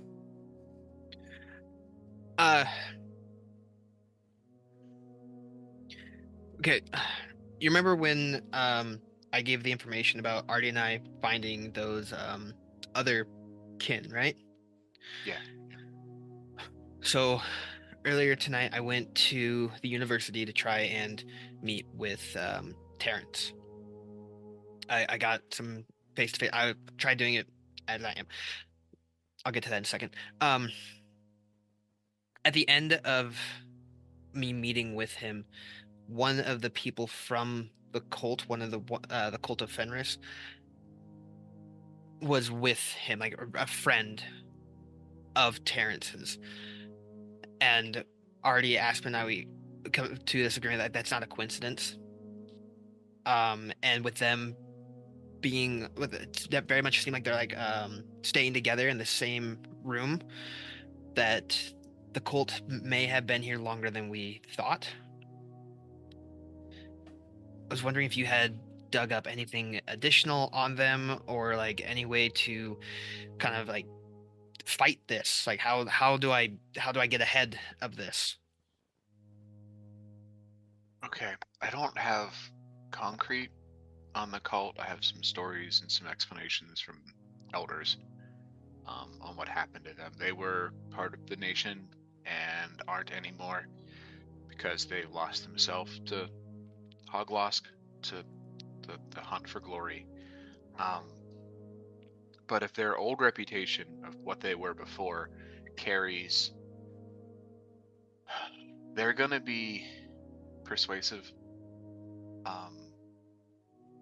They're probably gonna have basically a pipeline, if you know what I mean. Um, so yeah, they're probably trying to recruit him. But the way you talk about him, like he works at the zoo, right? Yeah. He's taking care of animals. He's um a little bit softer than what they would go for. They're very, military kind of Viking wannabe kind of feel. So they're gonna go for that angry, disenfranchised kind of vibe. That gives us a chance, considering he doesn't strike that from your descriptions. But we do need to talk to him. So we need to get in there and Well, I have a had good the influence. yeah, I had the idea of going to school and having face to face. Aspen said, what was the title that you said? Something for the room. Yeah, an RA. Yeah, that. Oh, I mean, that gets you in. If we get him in the right dorm, that gets you time to talk to him. Yeah, I mean, getting to talk to him would be good. As like this. Right. That would be good. School's gonna be a lot for you. No offense. What Aspen's for? No, I mean just the experience of going through school, not getting grades and stuff. I mean, Oh, it's just the ritual of it, the patterns, the things you have to go through the motions. That's going to be a big step for you. I think you're capable, but it is going to be a lot to manage, and then manage with, building a second friendship with somebody without telling them about the first friendship. I don't know how much we can tell in this role before the change. I mean, I guess we'd look at them the way we'd look at Ghislaine, but like he shouldn't necessarily get delirium if he finds out, but like I don't know. that's what Well, there's. Oh, sorry. Go ahead. with the cult, um, is there, so from what Aiden said, and correct me if I'm wrong, there was 3 of them there and they were doing cult stuff already, correct? Yeah, they're sitting in the trailer. There was one dude.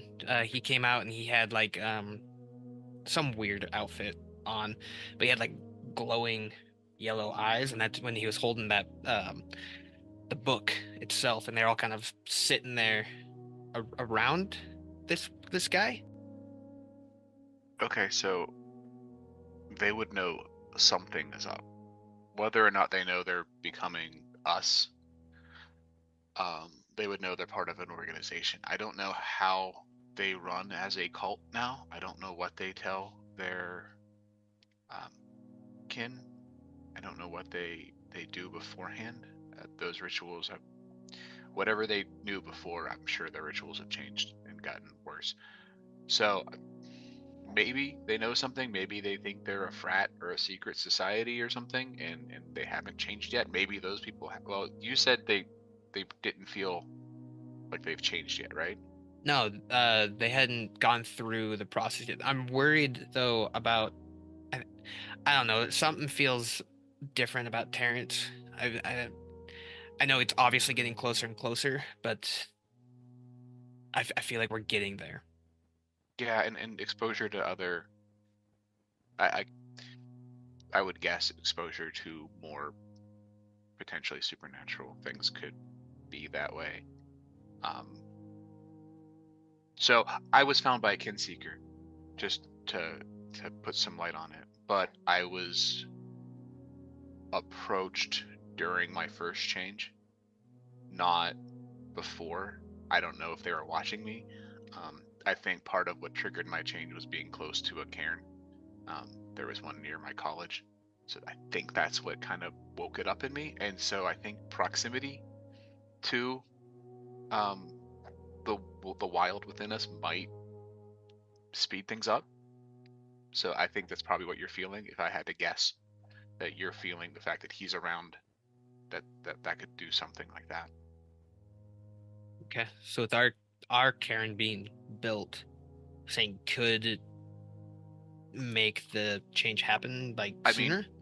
mean, maybe that's part of it. I think just being around others too. If two potential kin are in the same room living together and in college life, that, I mean, college roommates can bring out rage. So I could see that being a big factor too. So you think that they could be trying to prep him in a sense, getting him to a point of the Maybe. transition? Yeah, they could be trying to push it along too, or pushing all of them along. They've now got 4 recruits. They probably want them changed so that they can get more soldiers, because that's what they're looking at. They're looking at numbers. They just All right, Joseph, how do I get ahead of it? How do I do this? We gotta make contact. Okay. And probably quick. Artie, you said like what, 2 days you could probably get me in? At best, yeah. Okay. There's a lot of paperwork, a lot of workarounds. I mean, someone's going to effectively appear in their system out of nowhere. I got to make sure that there's no trail that makes that suspicious. I mean, there's a lot of students, so it's a little bit easier to kind of slide these things in, but if they go looking for actual hard paperwork on you and don't find it, they're going to start asking questions. You don't have to do this alone. Yeah, but you guys are all so busy though. You're building the cairn. Aspen, she has the lawyer thing and having to deal with that. Artie's constantly trying to do the computer stuff, and Jess, she's got the dealing with her own like hiding. Yeah, but like, what's good's a house if we don't have people to invite over? I mean, yeah. I'm willing to help you. Like, the progress is progress. It doesn't take 24 hours a day to do this. If you want to meet with him, you know him in your form. If you want to meet with him and have a human-looking person there, I mean, I'm sure one of us, I'll go, and if that'll make it easier. Because I mean, you're going to build a second relationship, and that's going to take time too. You've already got a budding one. I mean, it's an option. I mean, you don't have to do this by yourself. We're a pack, and that's what we do. We do things together. We figure it out together. 100%. And we could do something along, this is just me spitballing, we could do something along those lines of me and Joseph being there, or just Joseph, and then getting to chatting, and we can be like, hey, invite him to the thing, and you can show up there like you, and then you can start a conversation, start a relationship that way, and that'll get you in as well. I mean, how did you meet him this more recent time? What'd you do? I first tried keep breaking into the big building, and then tried lying to the police guys there, and then that didn't work. So then I went into my lupus form, and then I howled a few times, and that got his attention, and then he came out. Okay. I mean, we could always just do that again. I mean, if you got a way to get a hold of him as a wolf, we can be there. You can call him, and we can be there too. He is expecting, he said here soon, the first place we met, after that initial hunt when I told you guys about the whole wind and everything, he brought up that he wants to meet there again, here soon. Okay. Do you want us there? Do you want to meet him and then like lead him to us, and we can have that talk? That's not a bad idea, actually. I mean, we don't want it to look like creepy cult stuff. But yeah, But like, hey, I have to, give him the I have friends look, and then we could start talking, and then we could kind of play it by ear and see what we can tell him. Because like, I would have loved to have known beforehand. I don't think we're breaking the litany with that. Like, he's beyond the veil. He already is. So I don't think we're breaking anything, right, Aspen? Yes and no. So it really just depends, because as far as I know, and I could completely be wrong, just because they are better and more attuned with us doesn't mean that they're far beyond it until after their first change. So I don't know, because that takes a specific type of person to not be spooked so much. Yeah. And there is also the option we tell him and he goes, "You guys are insane," and never wants to talk to us again. And then we have a whole different issue. So it's not so much about the litany issue, it's more about breaking news softly, but I don't know if there's a way to completely do that before his change. We have the other forms. I mean, if the conversation leads that way, we could show a little bit and just don't go big scary. If it goes to that, we kind of have to just play it by ear, I guess, and see how he responds to what's happening. And maybe it'll be I've always felt weird and I've always felt different, and now I know what it is, and it's cool to have a name to it. That helps Like a lot of people. superhero movie? I mean, listen, they got to be based on something. Well, there's also the option. What we really need to know is how much the other ones know and what they're pushing him to do, if they are. That's the first things first. So we kind of got to lay it down softly and just kind of get to know you, Aiden, get to know him, kind of figure out what he knows about his roommates, and kind of go from there. Because if you can get in good with him, you could start, I don't know, meeting up at the cemetery, and maybe by that time we have the cairn set up and it's going to be a softer blow when he does change. I just think it's not a great idea to give him too much information before his first change. I think it's not smart, because it could really, really badly push him away. go slow. Right. Okay. There's also Yeah, another no. possibility, and I'm not a big fan of it, but desperate times, desperate measures. We could try to force the change and then explain everything after, because I have no doubt that's what the cult would do. And Yeah. I don't want to and the- resort to that though. It's not a bad option, though. It's not like you're going to go boo and then change and stuff. You still need to build that rapport for it to really have a good effect, but it's not a bad option. I mean, controlling the environment of the change puts it in your control, which therefore means that his change is better than most. Because let's That's say why it I brought goes up worst case scenario, like Joseph said, and he thinks we're all crazy and heads back. That kind of emotional turmoil. Maybe he heads back to the campus, and then that night has his change, and Yeah, that's bad. he's in the middle of a bunch of people. At So the least- cairn at the cemetery, you're saying, or would just the be- park. It doesn't need Yeah, to be the we- cairn. The park is remote. If we get him out in the middle of Hillsborough Park and rile him And up, honest, I've heard of people just shifting in front of them, because the delirium can do that, depending on who it is, depending on if he's a fight or flight. If he's a fight, then he'll shift. Right. And if we're all together, then there's more, blocking him from doing anything crazy. And I'm not saying like push him off a cliff or anything like that. But it's an option. It's definitely, if we feel like we're losing the time, that's something we could do. But I think you need to build that rapport first, and we need to figure out what we're getting ourselves into with this cult situation. well, I would. if we want less chance of getting caught, it's going to mean a little less access, but it's going to be a gradual building of a rapport. We could always get you in the volunteer program at the zoo.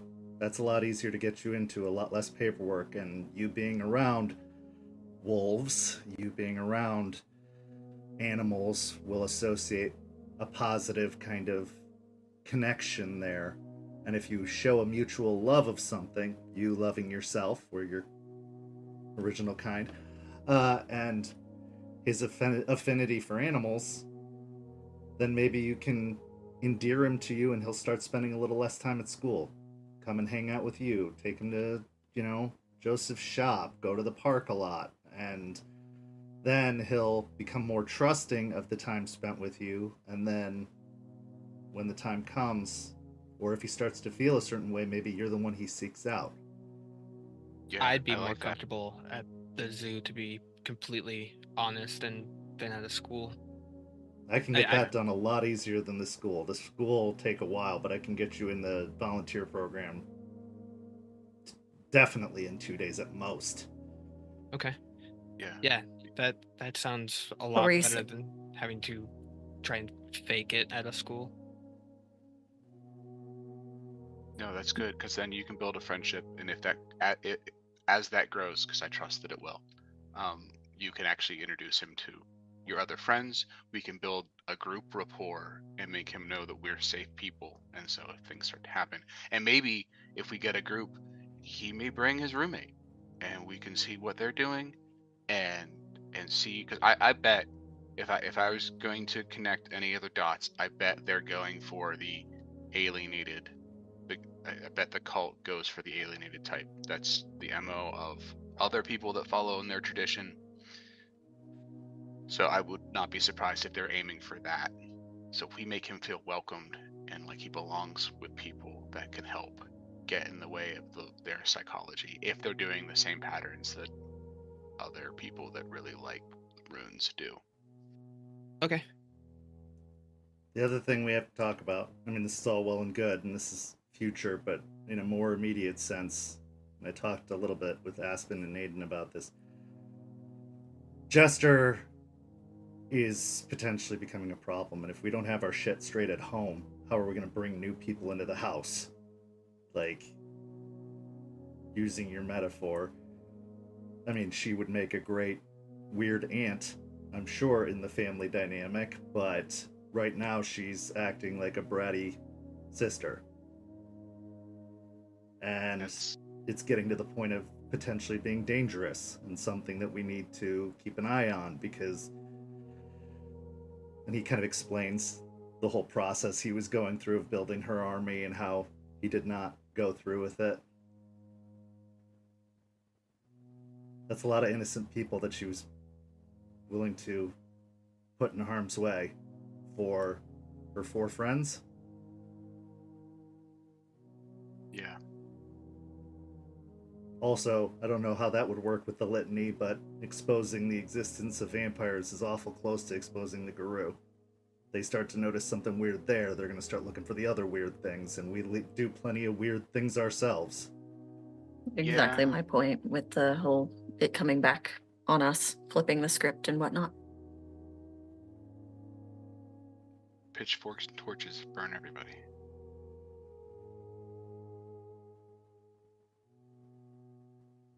Artie looks at his watch. She's been gone a while. I assume she'll be back soon. Should we talk with her when she gets back? I mean, I assume if she was going to stay with Leon, she'd at least text me, but I haven't heard anything yet. How long has it been? About 3 hours at this point. Do you know where she went? Or she just went out to She just went chill? for a drive. A long drive. A little bit. You don't got a GPS on Regina, do you? No.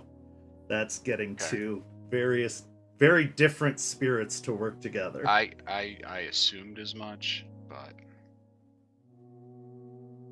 Although, I would hope that if Regina thought she was in trouble or doing something stupid, she'd stop her, so...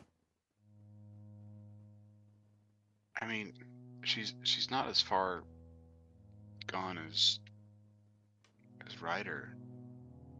Not this fast, right? Who knows how long it takes? It's different for everybody. Yeah, I guess, but Something happens to her friends, that might be all it takes. yeah. I mean, she needs us. She needs to know that we got her back, but I know that's not going to mean a lot if nothing's happening. Yeah. So I guess we'll just wait. We'll talk to her. Yeah. When she comes back. Just give her some space. With that, let's transition back to Jester. Jester, the fallen, broken, beaten form of Ryder lays at your feet on the roadway, illuminated by the headlights of Regina. Taking stock of the situation, I'd like you to roll a wits and awareness for me.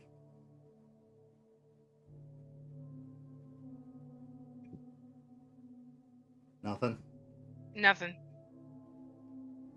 You quickly rush over to the fallen form of Ryder, who lays face down, and you turn him over. As you turn him over, you see in the one arm he has left, he seems to be clutching the clave. But you also see that a good foot-long chunk of the clave appears to be broken off.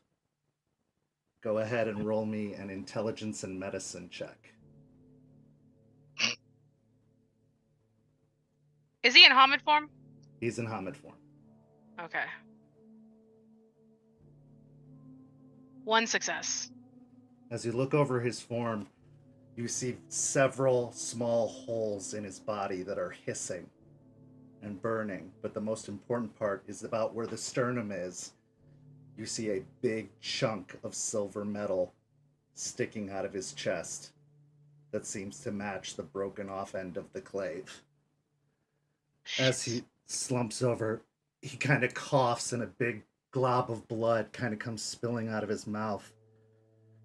And he opens his eyes ever so slightly and looks over at you and kind of curls up the edge of his lip in a smile, and you can see that his teeth are completely covered in blood. He got out. You are not dying on me. Do you still have the wolf?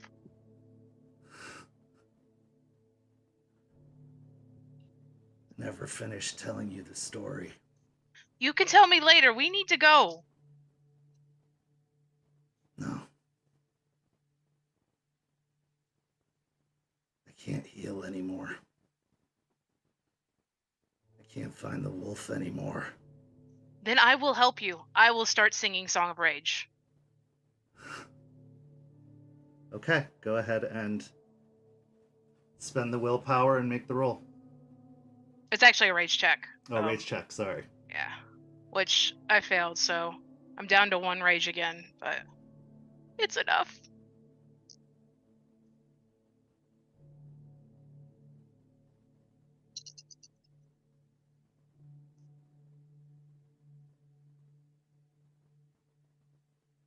And I'm going to spend a willpower and take myself into aggravated. Okay.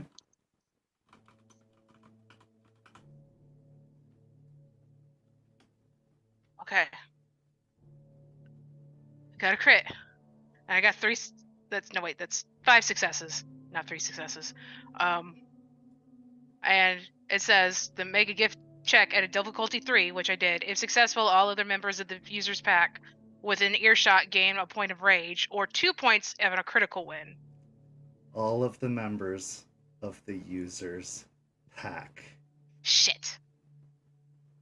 Ryder is not part of the pack.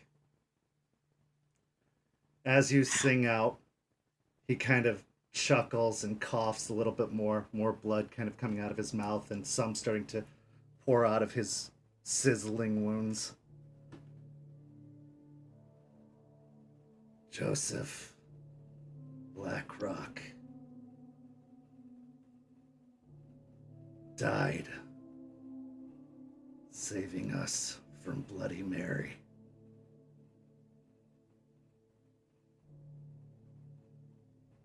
It's my turn. And he lifts the broken clave and shoves it into your chest. Just like it's yours. And his fingers start to slip off the clave. I'll take the clave. Drop to the ground. Bury me at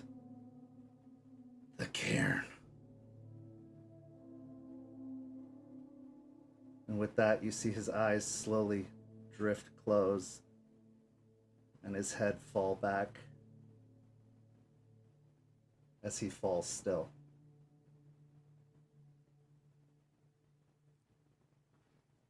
I will let out a scream of rage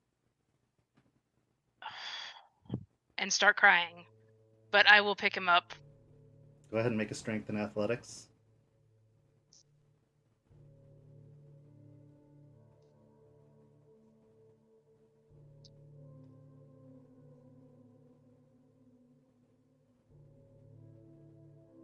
Four successes.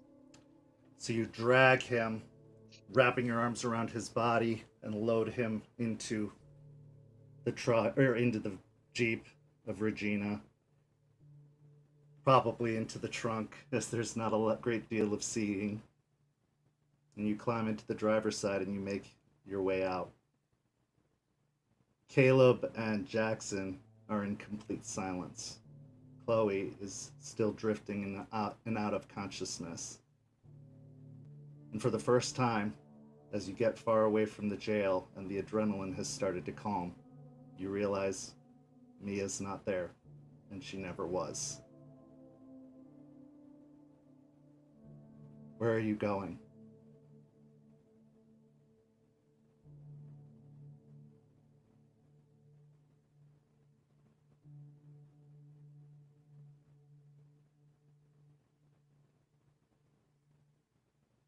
Ryder's Bar. Okay. Driving across town, you see several police cruisers fly past heading towards the prison. Go ahead and roll me a wits and drive check. You can take an additional 2 dice from Regina's assistance because Thank you. she'd be able to help you in this. Alright. 2 successes. 2 successes, okay. So you managed to avoid any particular problems. They're not looking for this Jeep. They don't know what's inside, and driving very carefully, the Jeep kind of takes back roads, moving its way, heading towards Ryder's Bar. As you pull up outside, the bar is empty, as it was before. The bike gone. The building dark and silent. What is your intention? I'm going to text Artie. I need you at Ryder's Bar. Everyone. Ryder's dead. A few moments pass before you get the response text. We're on our way. About 20 to 30 minutes later, the pack arrives at Ryder's Motorcycle Club. Already told the three. Oh yeah, go ahead. Can I get the bar open? Yeah. Oh, it wasn't even locked. All right. You just I'm walk gonna. inside. The reputation of the bar is enough to keep people from going in most of the time. I'm going to usher them into the bar and kind of just sit at the stoop with the clave in my lap, just staring off at nothing. Okay. Already told you three the message he received from Jester. And Aspen obviously quickly instructed that everybody get their asses out there as quick as they could. So you all got into Joseph's car, as Regina is nowhere to be seen, and you make your drive over to the motorcycle club. As you arrive, you can see Regina outside, quiet and still. You make your way into the bar, and you find Jester, as described, holding the clave, sitting at the bar, covered in blood in her bodysuit, still wounded. And you hear kind of some murmuring voices from another booth in the bar as you see 2 men and 1 woman who seems to be kind of held in one of their laps. Did you bring Ryder into the bar? Yeah. Okay. And in the back room, I assume, since you wouldn't leave just a dead body in the main bar area, you do find the fallen body of Ryder laying completely still. The scene is yours.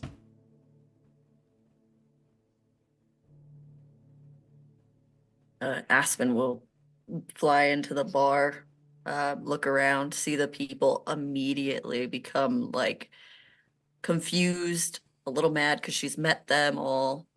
Well, yeah, met them all, and just look over to Jester.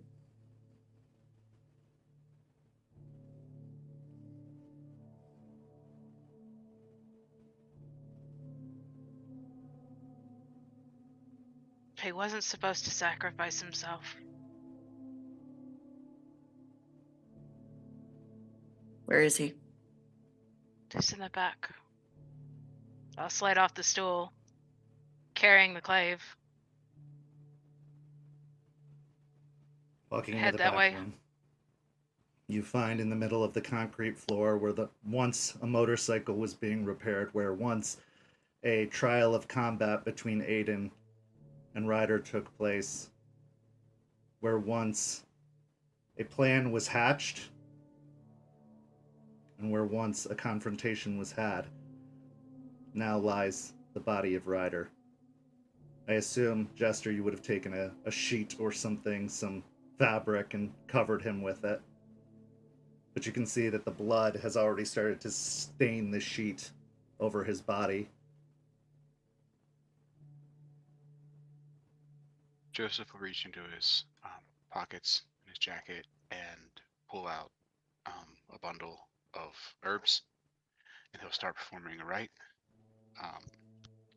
just quietly burning herbs and blessing the body and going through his little ritual. Wasn't supposed to happen this way. How'd it Well, happen? I ended up here. Not really wanting to be here, or trying to. And I intended to confront him in the way that we would come to an understanding with each other.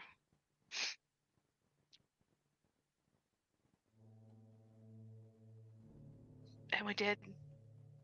And then he offered me something I couldn't refuse. He said he had a plan to get them out. But it had to happen tonight.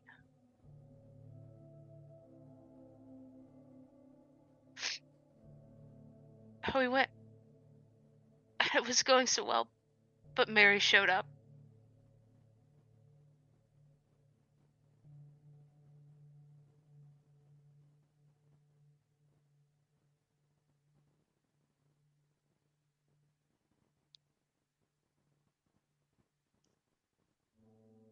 Did you help him? He locked me in a solitary that I had to break my way out of, so no, I couldn't help him. And when I went back for him, he was already too wounded. And I couldn't give him the rage. I couldn't give him the anger. He'd lost the wolf. Where's Mary? I don't know. She didn't follow us.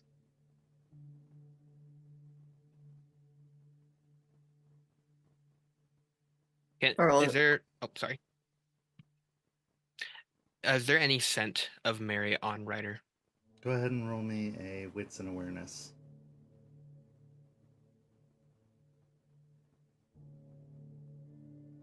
2.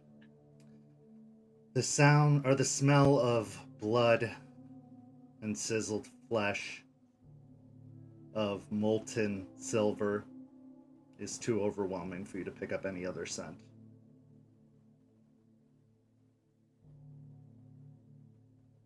Did you get all your friends out? Mia's missing. She's been erased from the system. But the others...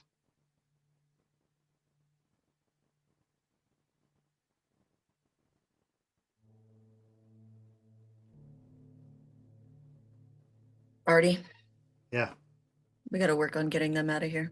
I already started on it when I kind of been working on it for a while, just in case we did need to make them disappear, so I can get them on a plane out first thing in the morning. It'll take them to Mexico. And then from Mexico, I've got them connected out to Europe. And then probably somewhere else from there. I can figure out another connection from there. It's the earliest we can get them out. Flight leaves at 6 a.m. Perfect. Okay. Ryder said something about Chloe. They were testing her for something. It wasn't normal tests, he said. He called her a Ghislaine.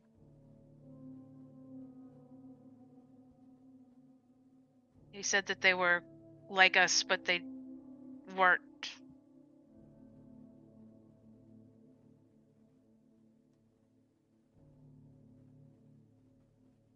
And what do you Chloe's want us to do with that? She's the unconscious one in the other room. I don't think she's fit to fly.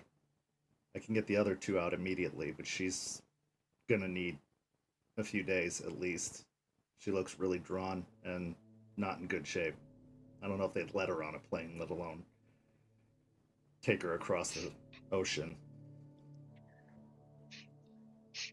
I think if she is a Ghislaine like Jester says, we gotta take her to Eliza.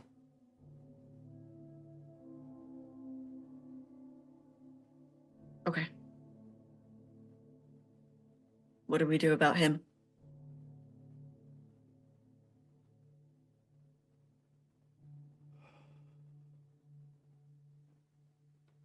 I don't know. I mean, he's a human now, basically. He just gets buried, burned. He wants to be buried in the sept.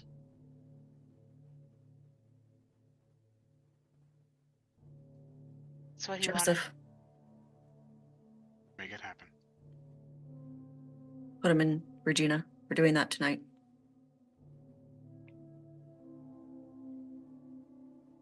Jester, you can stay with your friends. Okay. Aiden, help me lift him up. The two of you, it's not much effort, even though he is heavy. The combined work of both of you are able to pick him up and take him, putting him in the back seat of Regina, still wrapped up in the cloth. Leaving Jester behind, Aspen, Aiden, Joseph, and Artie make their way out to the Memorial Gardens in two separate vehicles, Regina being driven by Artie and Aiden, just in case they get there first to help lift him out. Aspen and Joseph taking the other vehicle. Aiden, in the car ride with Artie, is there any thoughts that cross your mind, any conversations you wish to have?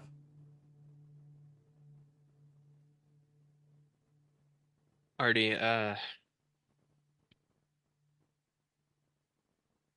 I'm struggling right now. I could use some of that good old fun stuff you do.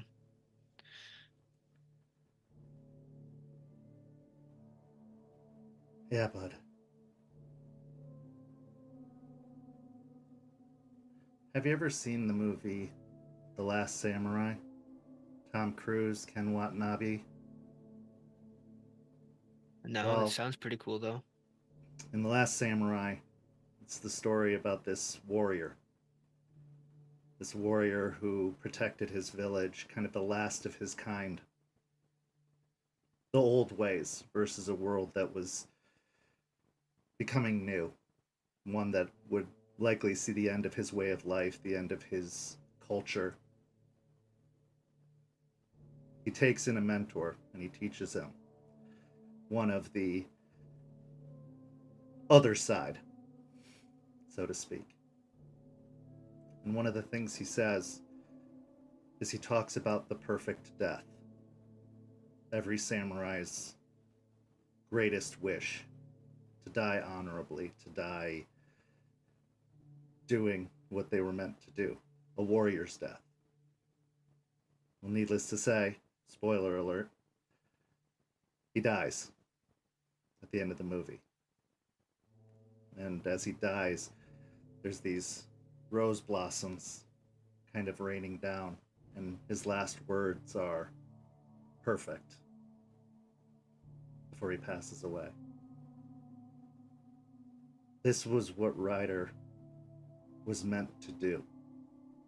I don't believe in fate or anything like that, but he was a warrior. He was a leader. And he was trying to correct a wrong that he had committed. One that he felt responsible for, a burden that he carried. I think he was trying to find his way back. Now I've heard stories at Moots that dying in the service of the cairn, dying in the service of the pack, helps restore some of one's renown. Helps them hold a place of honor in the silver record, in the history of the cairn, in the history of the tribe. I think we have to honor that he made this choice, but also to learn from his mistake, all of his mistakes. Mary isn't somebody that we're going to be able to fight one-on-one. Hell, we might not even be able to fight her 5-on-1. We have to be ready. We have to prepare, and she is coming for us without doubt. Because there's no way, as much as I respect Ryder for what he did, there's no way he finished her off.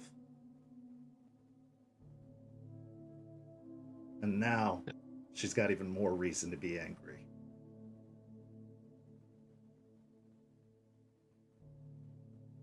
But that anger you're feeling, that frustration that you're feeling, you just gotta use it as motivation.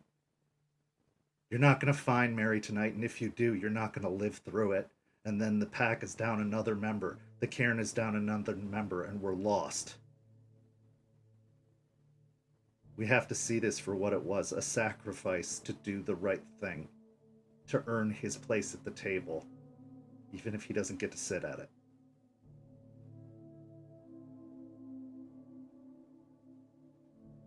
Honor him like a warrior does.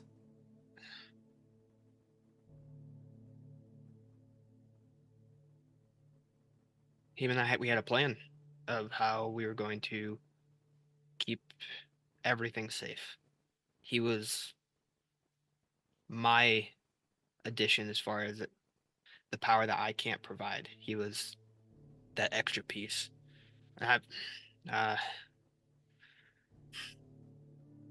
I've just recently started getting over a loss, and now right back at it. Another version of someone stronger than me, better than me. Gone again. There's probably going to be a lot more, bud.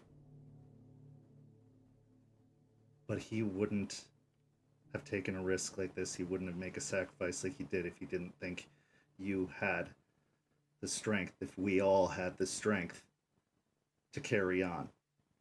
This city, this sept, this history was all that he cared about.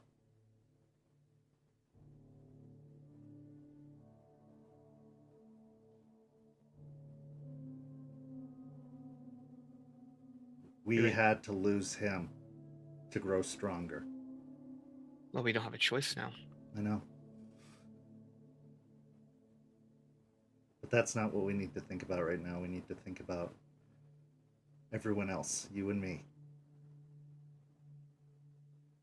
Because this is going to be...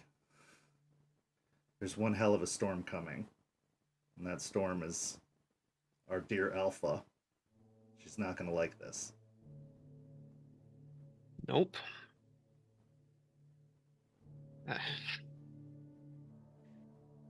Been on the end of a few different arguments, but I haven't seen her quite like this. Yeah. Just be strong. Support our leaders, support our pack, our cairn. And we still need to help Jester, no matter what happens, because she is one of us, and we're not going to make the mistake that the nation did with him, with Eliza. I agree. Thank you, Artie. That was helpful. I got you, bud. Over in the other vehicle, Aspen and Joseph, you follow behind Regina as she makes the drive to the Memorial Gardens. What's going through your minds, and would you have anything to say to one another.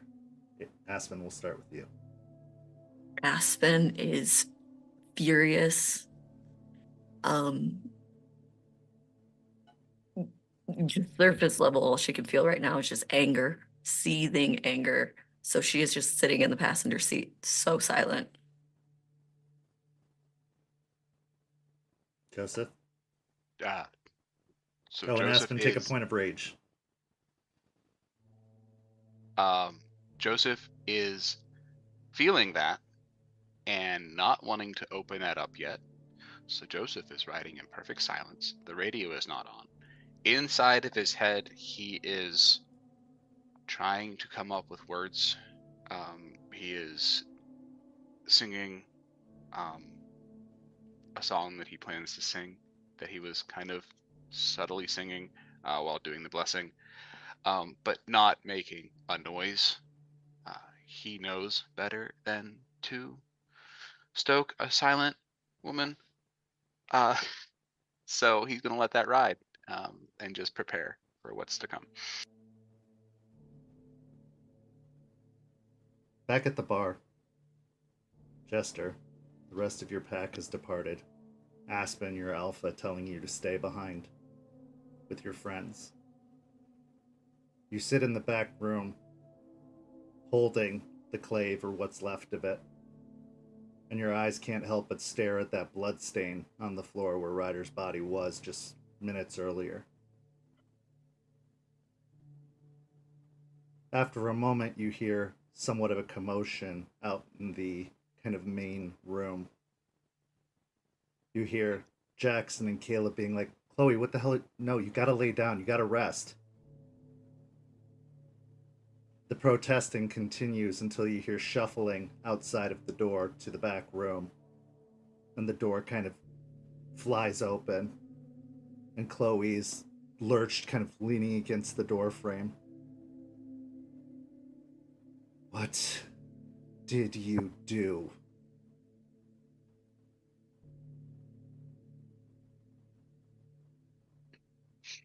I guess I messed up again.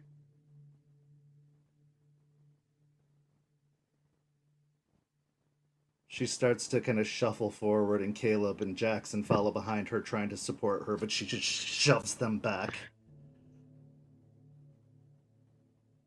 How many times is it going to be like this, Jess?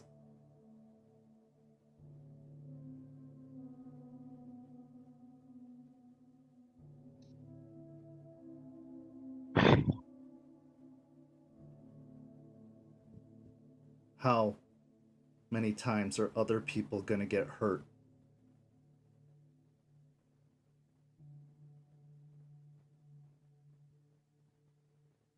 When are you going to learn? You can't just do whatever you want. There are consequences. What are we going to do?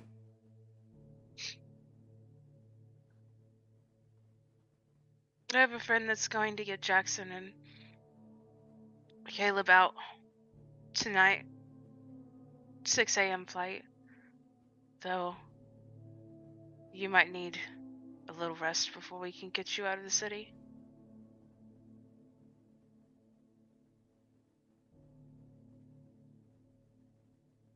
She kind of looks over her shoulder back at Jackson and Caleb and shoots them a look, and they kind of both hold up their hands and back off, leaving the room. Jackson, knowing that look, kind of closing the door behind them. Last chance, Jess. What's going on?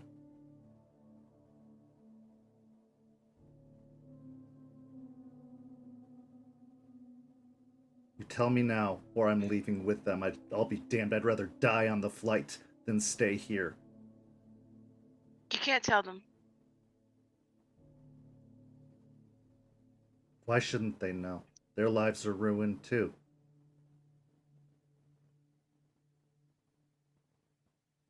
Everything we've been building is in ruins. We can't do any more help. We can't do any more good. I know. Is So the what door does it shut? matter? Yeah, oh yeah. Is it? You can't tell them. And please, please, please don't run away. Why shouldn't I? What I'll am I to shift it. you? I'll shift into Lupus. Go ahead and make a rage check for the shift, but I'd also like you to make a charisma and persuasion check, but you can add a die because of the shift.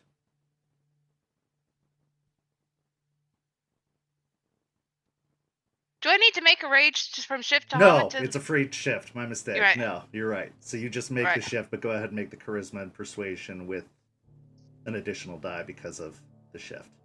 Good, because I got nothing else, really, except that one rage.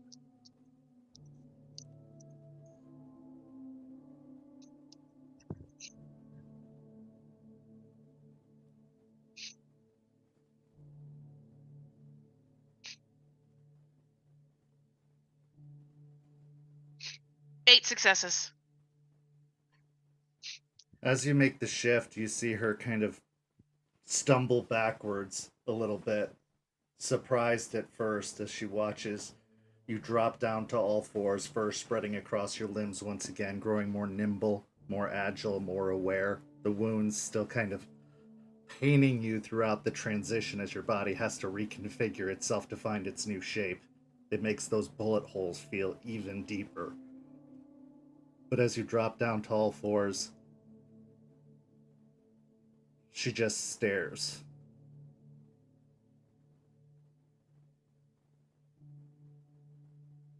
And with that, we'll transition back to the cemetery. The Jeep and Joseph's car pull into the cemetery grounds. They drive down the long driveway, now completely enshrouded in darkness except for a few lights that mark the way. You pass through the curtain of Spanish moss that drapes from the nearby trees, and you arrive at the base of Grandmother Willow.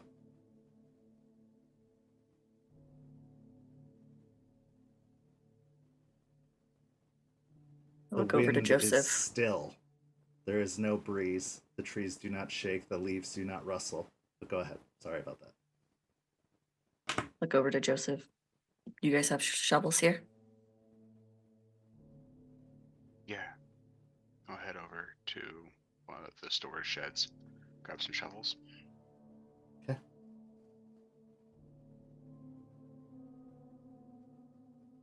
And start digging. Aiden, While digging, he will look up to Grandmother Willow. It was his request to come home. Please allow us to lay him to rest. There isn't any obvious response, but there doesn't appear to be a resistance. The dirt actually comes easily to each shovelful, as if the ground is releasing its hold on one another. As the earth slowly opens up through your efforts, Artie grabs a shovel, Aiden grabs a shovel, Aspen probably even grabs a shovel for a little bit.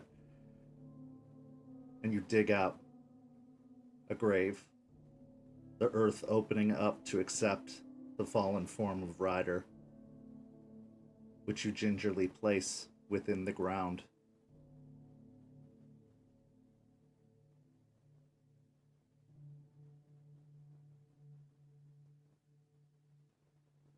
The scene is yours. As they lay him down and they start laying the dirt over him, Joseph will sing a quiet dirge in a mix of English and some old Gaelic he knew before, and a mix of other things, kind of hodgepodging traditions together to match what has become of this side of things, mixing some of grandmother and some of what he's learned on this side. And then again, when he is completely covered, he'll burn his lavender and do another blessing as they continue to pile dirt on. As the dirt's being piled on, a breeze rustles within the tree, and several leaves fall, drifting down into the grave on top of the dirt as shovelfuls cover the body.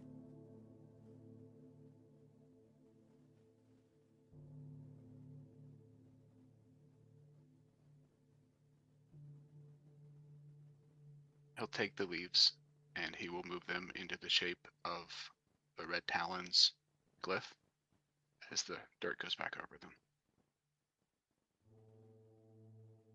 Before long, the body is buried, enshrined in the earth at the base of the tree. This may be issue for another day, Joseph, a grave appearing out of nowhere, but for this particular evening, Ryder has come home. And with that, we bring an end to our session. Thank you so much to our amazing players. Thank you so much to everybody watching at home. Go follow St. Pete by Night on all social media listed down below. There's also links in the description of the video, as well as the videos on YouTube. You can catch up on all the past episodes of Rage Across Tampa, as well as all of our amazing shows over at YouTube or here on Twitch. This week, we have Thursday, Don't Get Caught. Friday, What the Hell Is That? Our Hunter the Reckoning Chronicle. Saturday, a very, very special conversation with Mr. Gone, a mover and shaker within the world of darkness, one of many to come. And then on Sunday, we have Bloody Strings. And then next week, we'll be back here on Tuesday for the next episode of Rage Across Tampa, where the pack attempts to recover from a devastating blow. What will this mean for the relationship with Ryder, or with Aspen and Jester? How will Ryder's memory be honored? And what's in the future for the cairn that was once known as the Weeping Willow? Thank you so much for watching. Have a good night, everyone.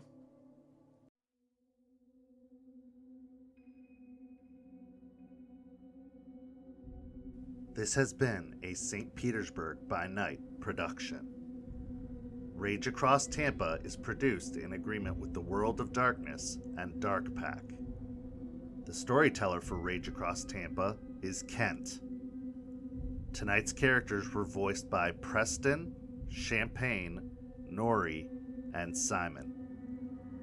Visit our website at stpetbynight.com for more information about all of our productions and how you can become part of our community. Thank you for listening. Until next time, fangs, stakes, and claws out.